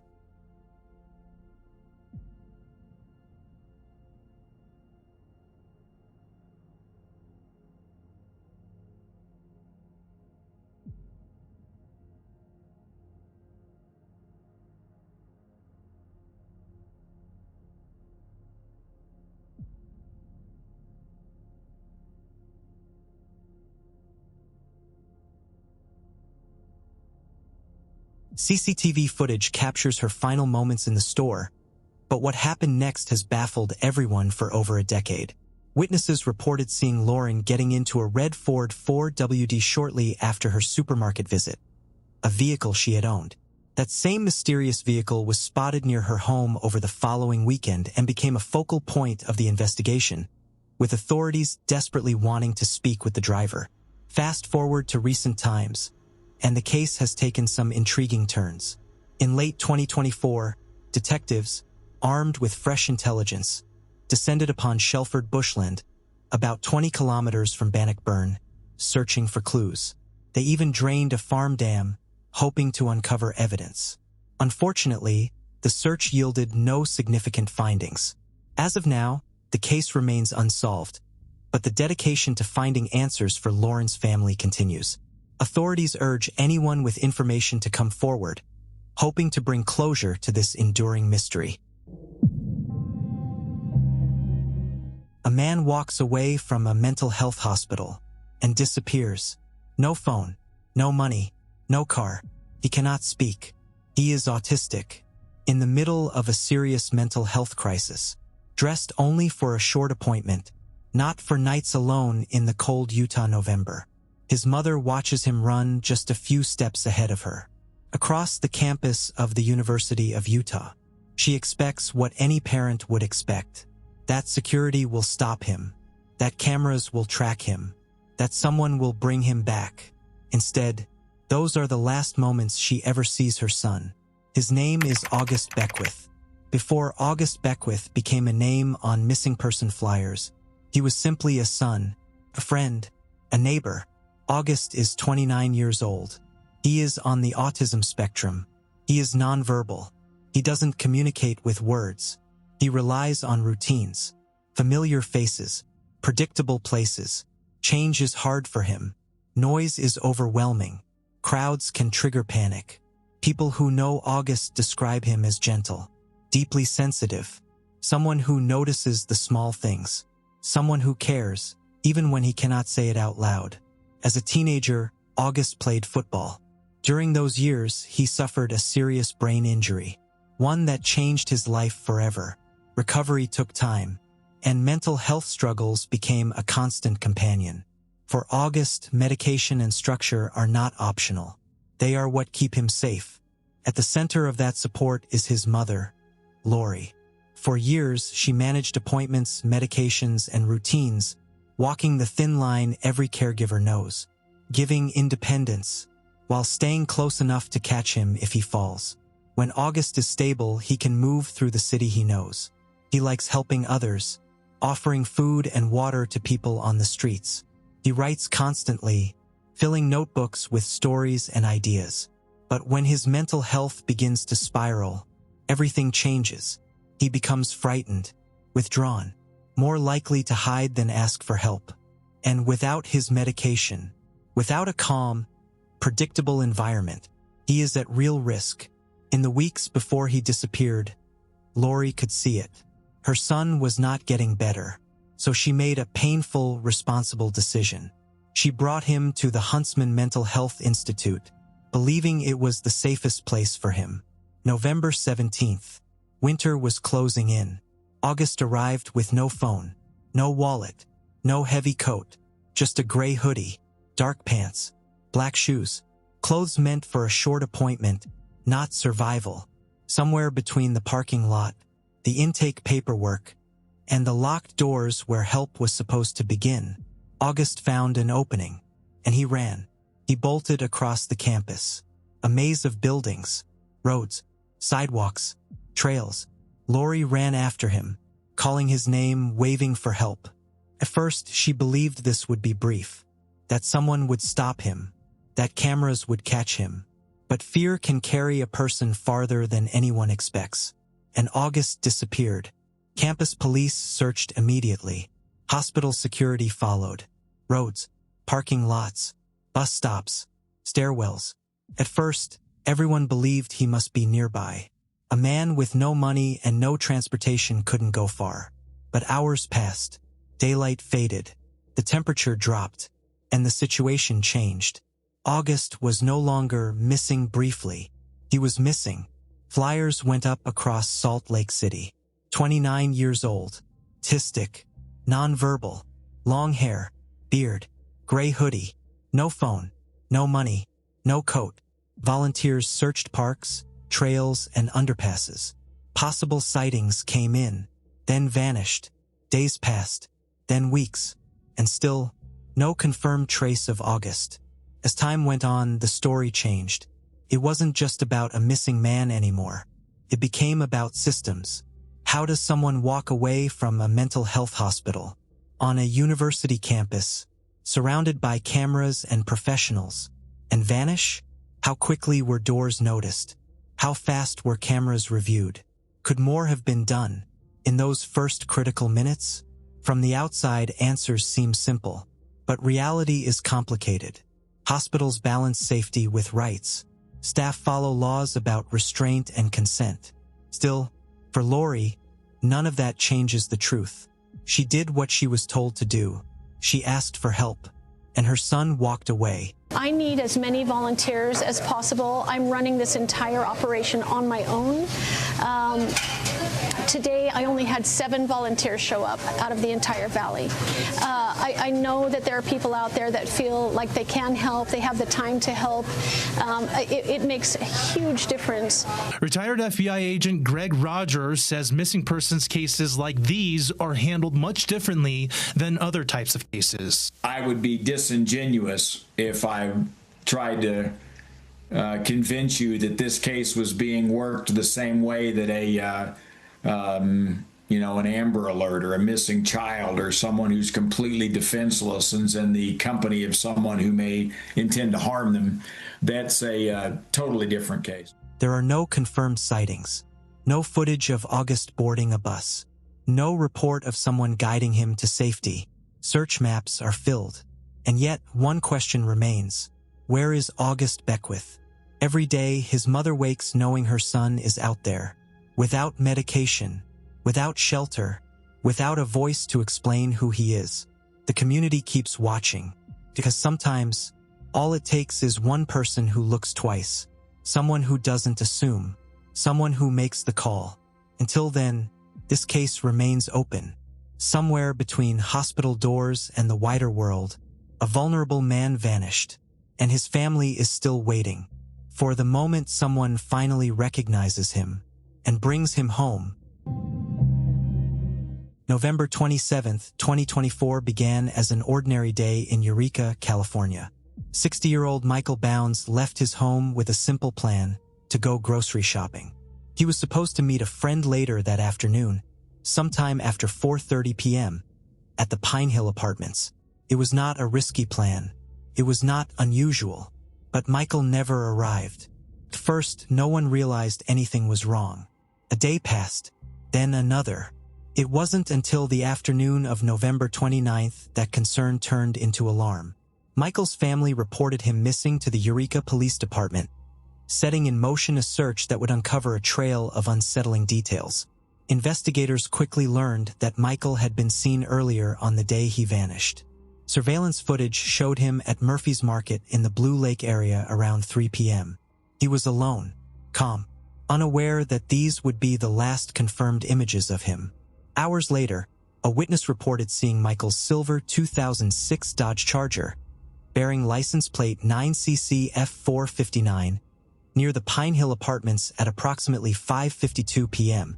The sighting suggested he had made it close to his destination. But Michael himself was never seen. The following day, November 30th, police made a troubling discovery. Michael's Dodge Charger was found abandoned and unlocked near Vance Avenue and Eureka Street, just 3 blocks from the apartment complex where he was supposed to meet his friend. Inside the car, officers found his cell phone, dead, with no battery power remaining. Michael was gone. The unlocked vehicle, the short distance from his destination, and the phone left behind raised immediate concerns. Investigators hoped the device might hold answers, location data, messages, or calls that could explain where Michael went or who he may have encountered. But legal barriers and inaccessible data stalled that effort, leaving a critical gap in the investigation. More surveillance footage soon surfaced from the area where the car was found. It showed the Dodge Charger pulling onto Vance Avenue at approximately 8:05 p.m. The headlights were turned off. This timestamp came hours after the earlier witness sighting, suggesting the vehicle was moved again that evening. What happened after that moment remains unknown. Search efforts intensified. Police canvassed the surrounding neighborhoods and nearby Greenbelt areas. In the largest operation, the Eureka Police Department, search and rescue teams, fire volunteers, and 6 trained canines combed through 31 acres of land near where the car had been discovered. Nothing was found. No signs of struggle. No personal belongings. No trace of Michael Bounds.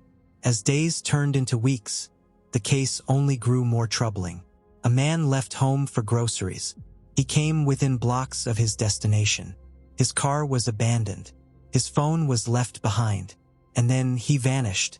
Today, Michael's disappearance remains unsolved. The unanswered questions continue to weigh heavily on his family and the Eureka community, leaving behind a quiet but persistent sense of unease. If you have any information regarding the disappearance of Michael Bounds, you are urged to contact the Eureka Police Department at 707-441-4060, because somewhere, between those ordinary plans and the darkness that followed, the truth is still waiting to be found. No parent ever imagined standing before cameras, speaking into a reporter's microphone, desperately describing their own child, not for celebration, but in hope. Hope that someone somewhere might recognize a face, a name, a story. For the Vidal family, that unimaginable moment became reality in 2022. Their son, Zachary Vidal, was 27 years old when he vanished without a trace. To those who knew him, Zachary was a devoted family man at heart. He loved being surrounded by relatives, laughing during gatherings, and sharing moments that now exist only in memory. Those gatherings came to an abrupt and painful end the day Zachary disappeared, leaving behind unanswered questions and a family forever changed. The last confirmed sighting of Zachary took place on October 22, 2022, in Pottsville, Pennsylvania. That afternoon, surveillance cameras captured him walking into a 7-Eleven located near Route 61 and East Norwegian Street. He was wearing a red shirt, blue jeans, a tan jacket, and an Oakley baseball cap. The footage shows him entering the store around 4 p.m. and later walking back out. Those images mark the final verified moments before Zachary vanished. Later that evening, Zachary reportedly attended a house party somewhere in Pottsville.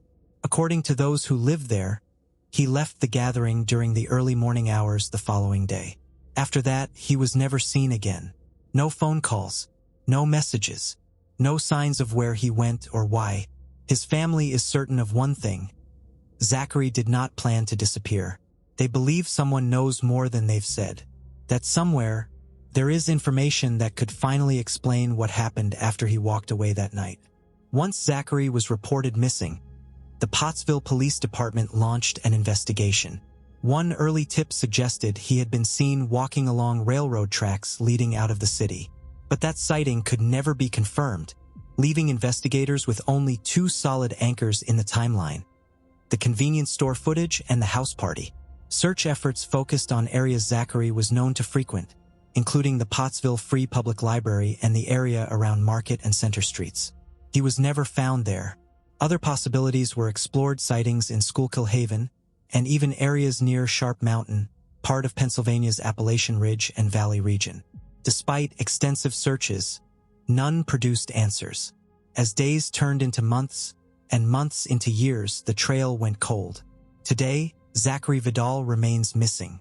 His family continues to wait, caught between hope and grief, believing that someone, somewhere, holds the final piece of this puzzle. Until that moment comes, Zachary's disappearance remains an open wound in the Pottsville community.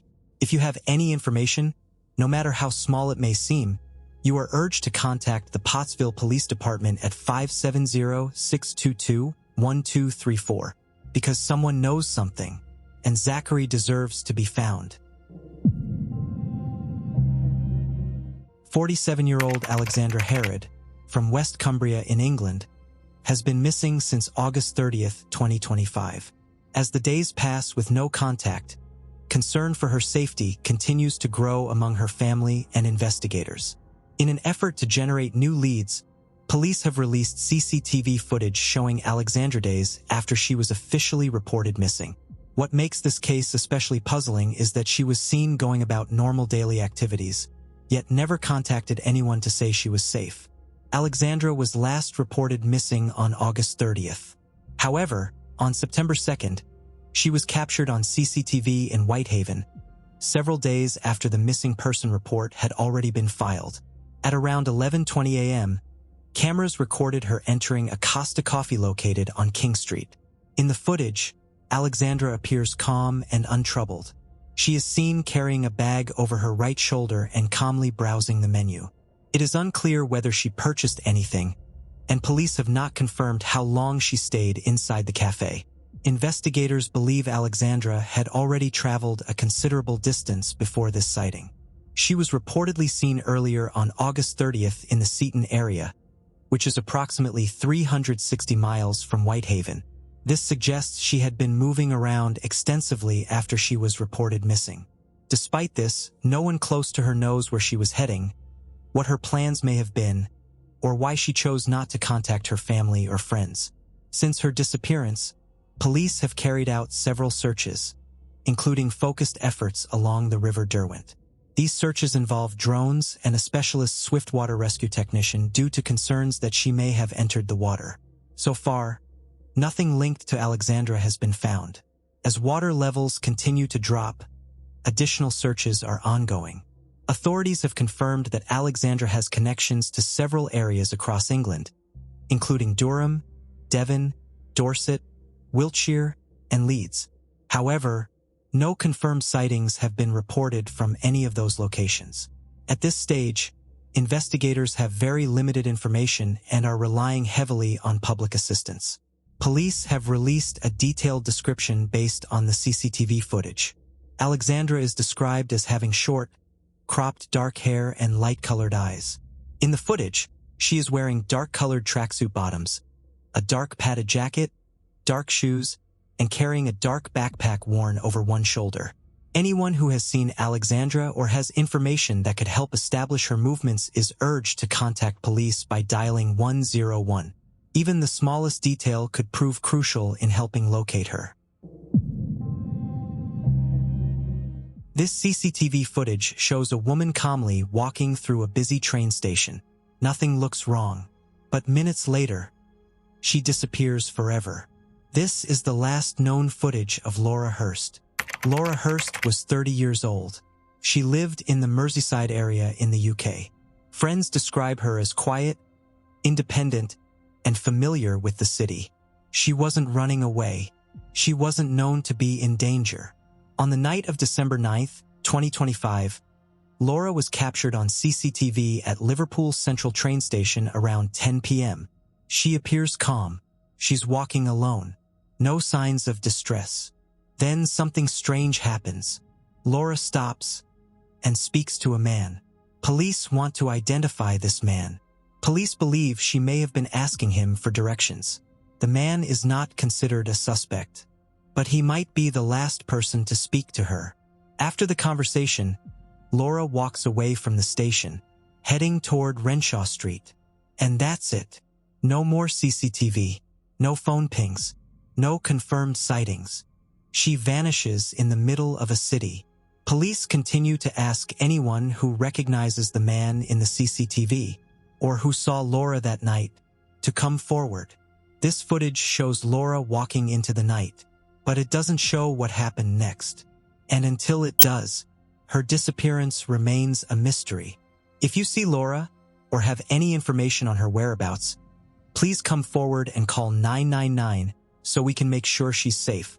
Police have described Laura as white, 5 feet 7 inches, of medium build, with washed-out red, short, shoulder-length hair.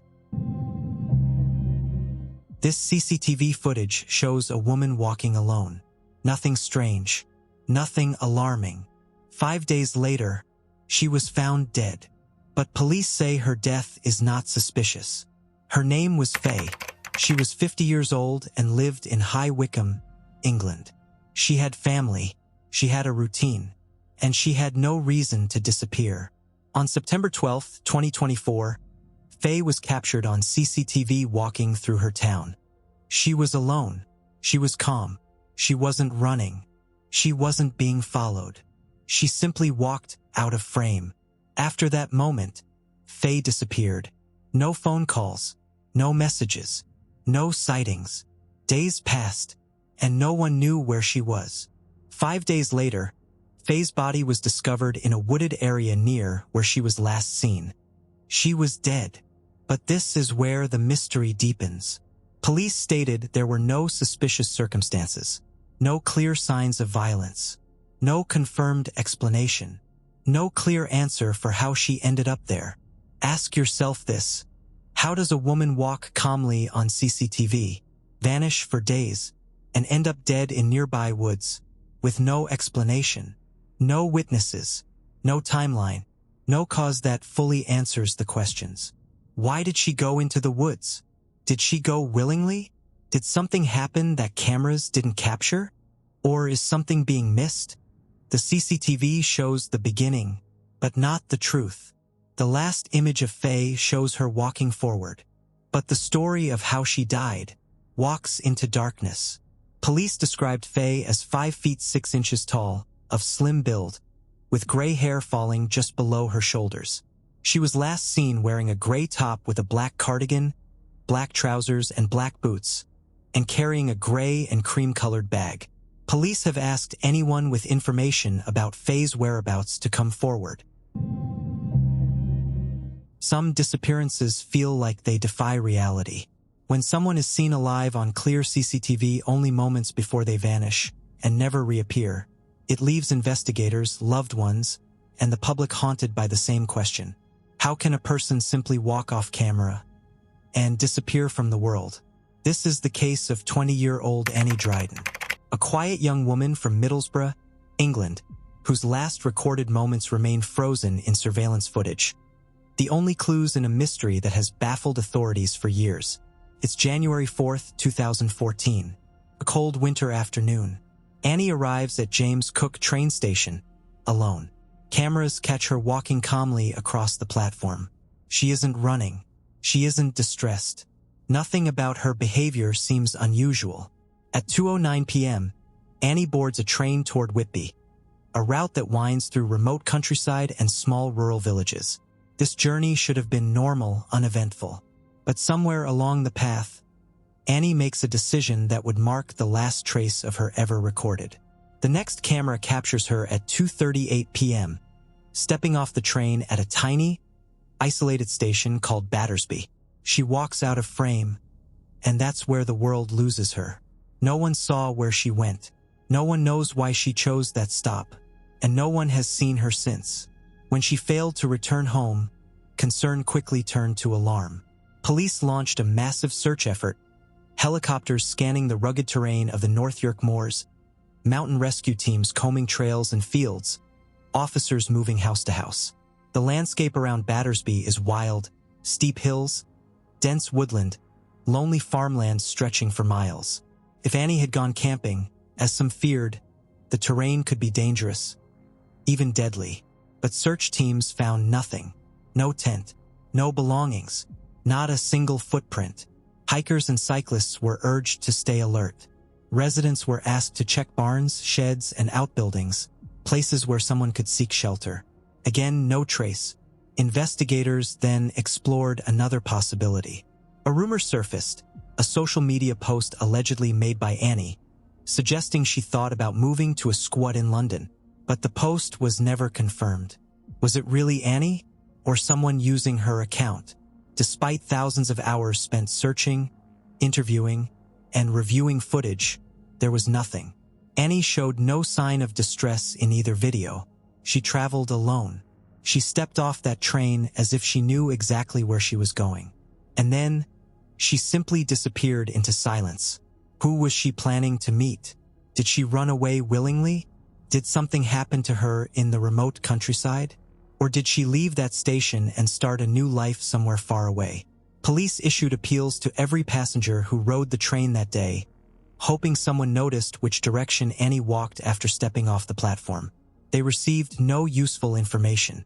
Today, Annie Dryden is still missing. Slim build, 5 feet 10 inches, dark hair with a blonde fringe, a small scar above her upper lip. Last seen wearing a beige hat, headphones, a dark jacket, gray pants, and carrying a black and green backpack. A young woman seen alive on camera and gone moments later. No answers, no closure, just a cold, quiet mystery on a remote railway platform. If you have seen Annie or have any information about her whereabouts, authorities urge you to call 101 and reference case number 002768. Until then, we're left with one chilling truth.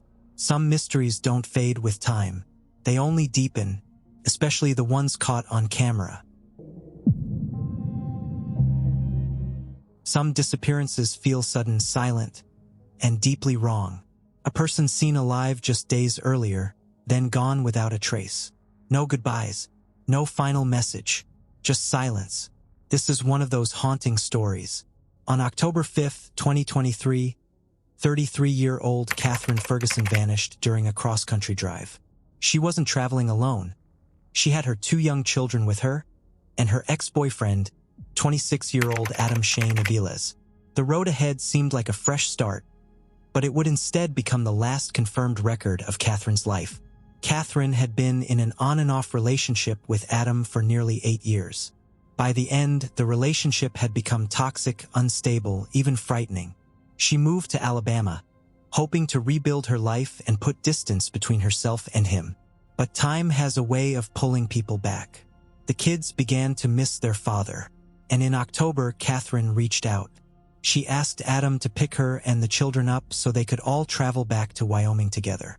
Whatever her reasons, hope, reconciliation, or simply wanting her kids to be happy, Catherine got into that car. On October 5th, the small family stopped at a gas station in Truman, Arkansas. What happened next would become a crucial piece of evidence. A police officer, noticing the SUV doors open, approached to check on the situation. His body cam footage shows Catherine sitting in the passenger seat of a black 1999 Dodge Durango. The door is open. She looks tired, uncertain, but calm. The officer begins asking routine questions: where they're headed, whether they have ID. Catherine answers politely. She says she and Adam recently got back together, and they're going to Wyoming. But Adam? He's combative, irritated, questioning the officer's right to even ask for ID. His tone is aggressive, defensive, a stark contrast to Catherine's quiet demeanor. To the officer, everything eventually appears calm enough. He returns to his patrol car. The encounter ends without incident. Catherine is alive, sitting in the passenger seat. It is the last time she will be seen on camera. In the days that follow, the Dodge Durango is stopped 2 more times, on October 9th and October 11th. This time, Catherine is not inside. Instead, a pile of clothes is slumped across the passenger seat. Officers later note something chilling: a bullet-sized hole in the door, covered hastily with duct tape. And again, no Catherine. Weeks pass. No calls. No texts. Nothing. On November 2nd, Catherine's mother contacts police, panicked. She hasn't heard from her daughter in almost a month. Something is terribly wrong. 3 days later, Adam's abandoned Durango is found in a remote area near Cody, Wyoming. It's been crudely covered in trash bags, as if someone hoped it wouldn't be noticed. Inside, officers find a disturbing scene: a strange smell, a loaded magazine, biological traces, cleaning wipes scattered around, and the passenger seat, the seat Catherine once sat in, missing entirely. And Adam? Nowhere to be found. Soon after, he is arrested, not for Catherine's disappearance, but for being a felon in possession of ammunition. Questioned about Catherine, he tells authorities she simply left him and the kids somewhere near Little Rock, Arkansas, and never came back. No witnesses confirm his story. No evidence supports it. And Catherine's children? They were with him the entire time he claimed she walked away. Today, Adam remains a suspect, but has not been charged in her disappearance. Catherine has not been found. She is 5 feet 9 inches, 150 to 180 pounds, with brown hair, blue eyes, and a scar above her lip. In the final footage, she wears a peach-colored shirt. Her loved ones wait, hoping for answers, because somewhere along that long American road, somewhere between Alabama and Wyoming, Catherine Ferguson vanished. Did she leave willingly? Did something go wrong in that car? Did fear finally catch up to her? 1 month, 3 stops, 1 missing mother, and a silence that grows heavier every day. If you have any information, contact the Park County Sheriff's Office at 307-527-8700, case number 23 to 972. Until Catherine is found, this remains a mystery, one filled with heartbreaking questions and a family still waiting for her to come home. It was early May 2022. Maui, Hawaii, the kind of place people imagine paradise to be. Warm ocean breeze, shimmering water, the sound of palm leaves brushing in the wind. But for one family, paradise was the last place their nightmare would begin. On May 7th, 41-year-old Kainalu Kai Higby stopped by his mother's home. It was the day before Mother's Day, a simple, heartfelt visit. He gave his mom a hug, handed her his phone, and stepped outside. He never walked back through that door again. Hours passed. No texts, no calls, no return.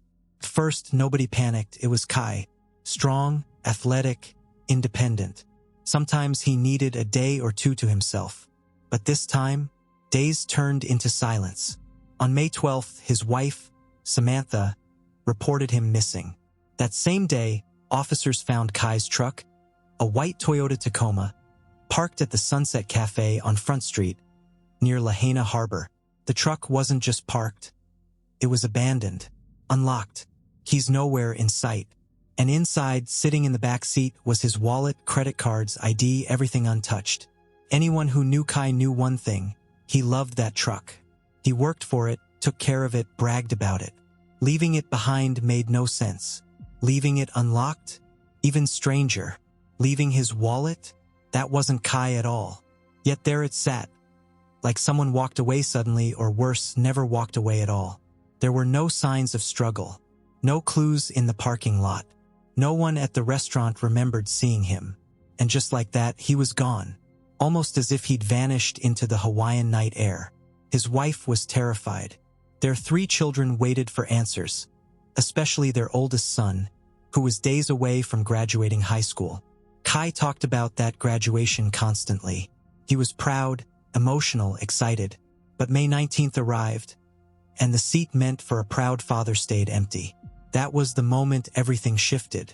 Kai wasn't missing for a few days, he was gone. Samantha's desperation grew. She spoke publicly, pleading for help. She wasn't satisfied with the police response. She felt his past was clouding the urgency of the investigation. Yes, Kai had struggled with addiction in the past. Yes, he'd made mistakes, but he was recovering. He was rebuilding, and he would never abandon his family, not now. She described Kai as big-hearted, loyal, determined. He loved fiercely, especially his children. To vanish without a word? Impossible, she said. So the family took matters into their own hands. Flyers went up across Maui. Volunteers searched parks, beaches, back roads. Rumors swirled. Had he fallen? Been taken? Left voluntarily? But every theory collapsed under the same weight. His truck, his wallet, his kids, his unshakable love for them. And Maui is not a place where you simply disappear unnoticed. With tourists, cameras, locals everywhere. Someone should have seen something. Yet no one did. To make the mystery even more confusing, Kai had a brother who looked almost identical to him. A detail that led to false sightings and dead-end leads. Time passed.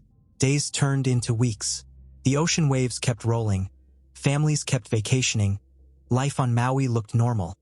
But for the Higbys, nothing felt normal again. Police found no signs of foul play. No belongings scattered. No trail. No body. Just a man who seemed to walk off the edge of the world. Kai Higby stands 6 feet tall, about 185 pounds, with brown hair and brown eyes. Tattoos cover his chest, arms, back, and legs, traditional Hawaiian designs, meant to honor heritage and family. Across his stomach, one word is inked permanently: Sammy, his wife's name. Last seen wearing dark board shorts and a white shirt. Last seen alive, smiling with his mother. Last seen loving his family and planning for the future. And then, nothing. In a place known for beauty, a quiet emptiness lingers. An unanswered question hanging over Maui's beaches, whispered in the wind. Where did Kai go? Did someone harm him? Did he cross paths with the wrong person that night? Did he wander toward the water? Or did someone make sure he never came back? Or is the truth stranger, darker, something even those closest to him never expected? Mysteries don't always happen in forests or abandoned roads. Sometimes they unfold under bright island sun, in a place where paradise suddenly feels like a trapdoor leading to nowhere. If you know anything at all, contact the Maui Police Department, because somewhere, someone knows where Kai is, and a family who refuses to give up is still waiting for answers. Until then, his story remains one of Hawaii's most unsettling disappearances. A man who walked into the evening and never returned, leaving behind only questions and a silence louder than the ocean itself. Alania Lenore was born in Chicago, Illinois, to Janet Jackson and Abraham Lenore. In 2008, the family relocated to Atlanta, Georgia, first settling in the Sugar Hill area before later moving to Douglasville, the place where the 24-year-old would one day mysteriously vanish. She was known for her love of the outdoors and her growing passion for cooking. Her family describes her as a happy, talented young woman, fluent in Spanish, kind-hearted, and a natural caregiver. According to her mother, Janet, Alania was extremely close to her family and would never simply disappear without a word. It all began on the 30th of July, 2022.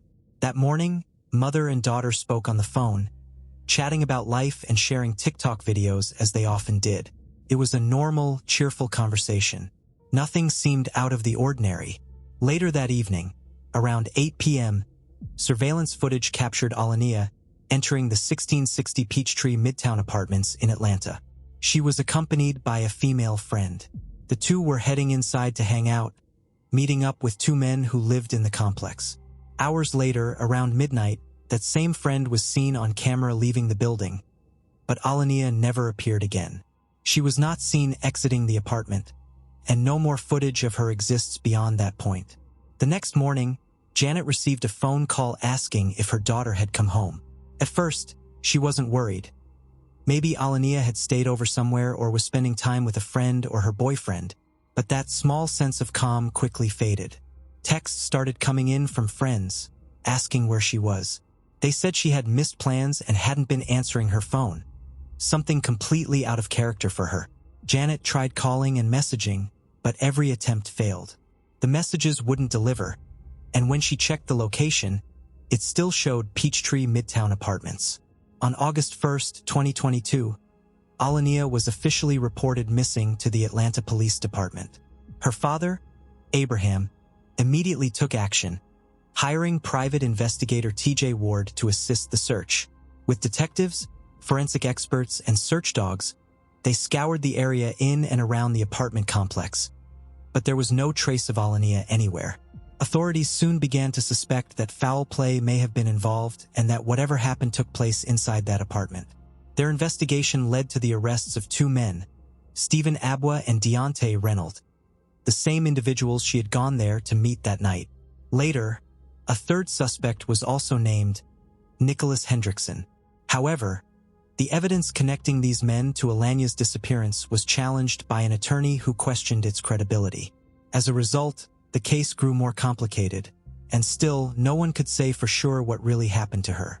To this day, the circumstances surrounding Alania Lenore's disappearance remain a mystery. Her family continues their search, holding on to hope that answers will one day come. She's described as 5 feet 4 inches tall, weighing around 120 pounds, with black hair and brown eyes. The last time she was seen, she was wearing a blue shirt, blue shorts, and cream-colored shoes. If you have any information about the disappearance of Alania Lenore, you're urged to contact the Atlanta Police Department's Homicide or Adult Missing Persons Unit at 404-546-4235. Stephen Wayne Lount, a 53-year-old man from Lansing, North Carolina, vanished on August 10, 2025, and to this day, his whereabouts remain unknown. A $5,500 reward is being offered for any information that could help solve his case, and investigators remain determined to bring answers to his loved ones. At the time of his disappearance, Stephen was living on the 200 block of Howell Road, the very place where he was last seen. According to witnesses, Stephen simply wandered away from the property one day and never came back. When he failed to return, those close to him grew worried and quickly contacted authorities to begin a search. What makes his disappearance even more troubling is Stephen's fragile condition. He had suffered a serious head injury, one that left lasting effects on both his judgment and his ability to find his way home. The injury also caused impaired speech, and according to his family, his cognitive abilities are diminished mentally. He still behaves like a child. His loved ones also revealed something important. Stephen might not respond to his full name. Instead, he usually answers only to Steve.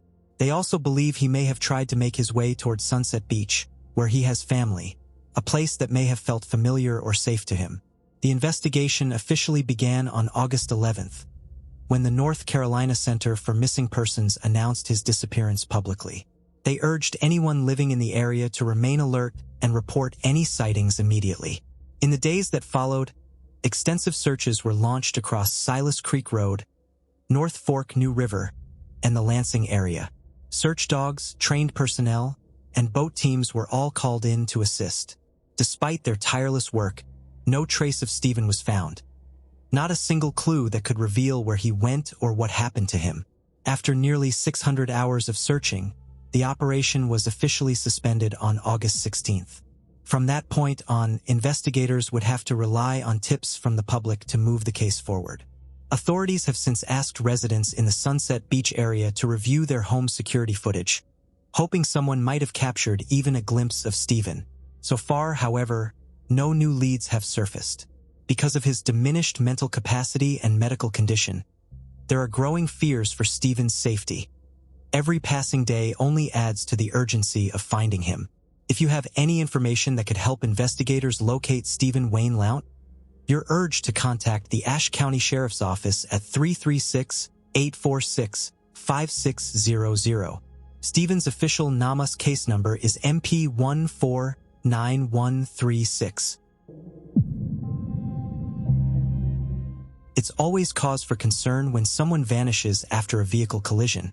And for the family of 52-year-old Joseph Gagnon, that concern has turned into deep fear. Joseph disappeared under mysterious circumstances following a single-car crash in Burlington, Vermont, on March 14, 2025. What makes his case so unsettling is that there were no other vehicles involved. And yet, after crashing through a fence, Joseph simply vanished. The accident happened around 7:45 a.m. near a bike path on Route 127. It was a serious crash. The vehicle rolled several times before coming to a stop, and investigators believe Joseph may have been injured, possibly sustaining a concussion or another head injury that could have impaired his judgment.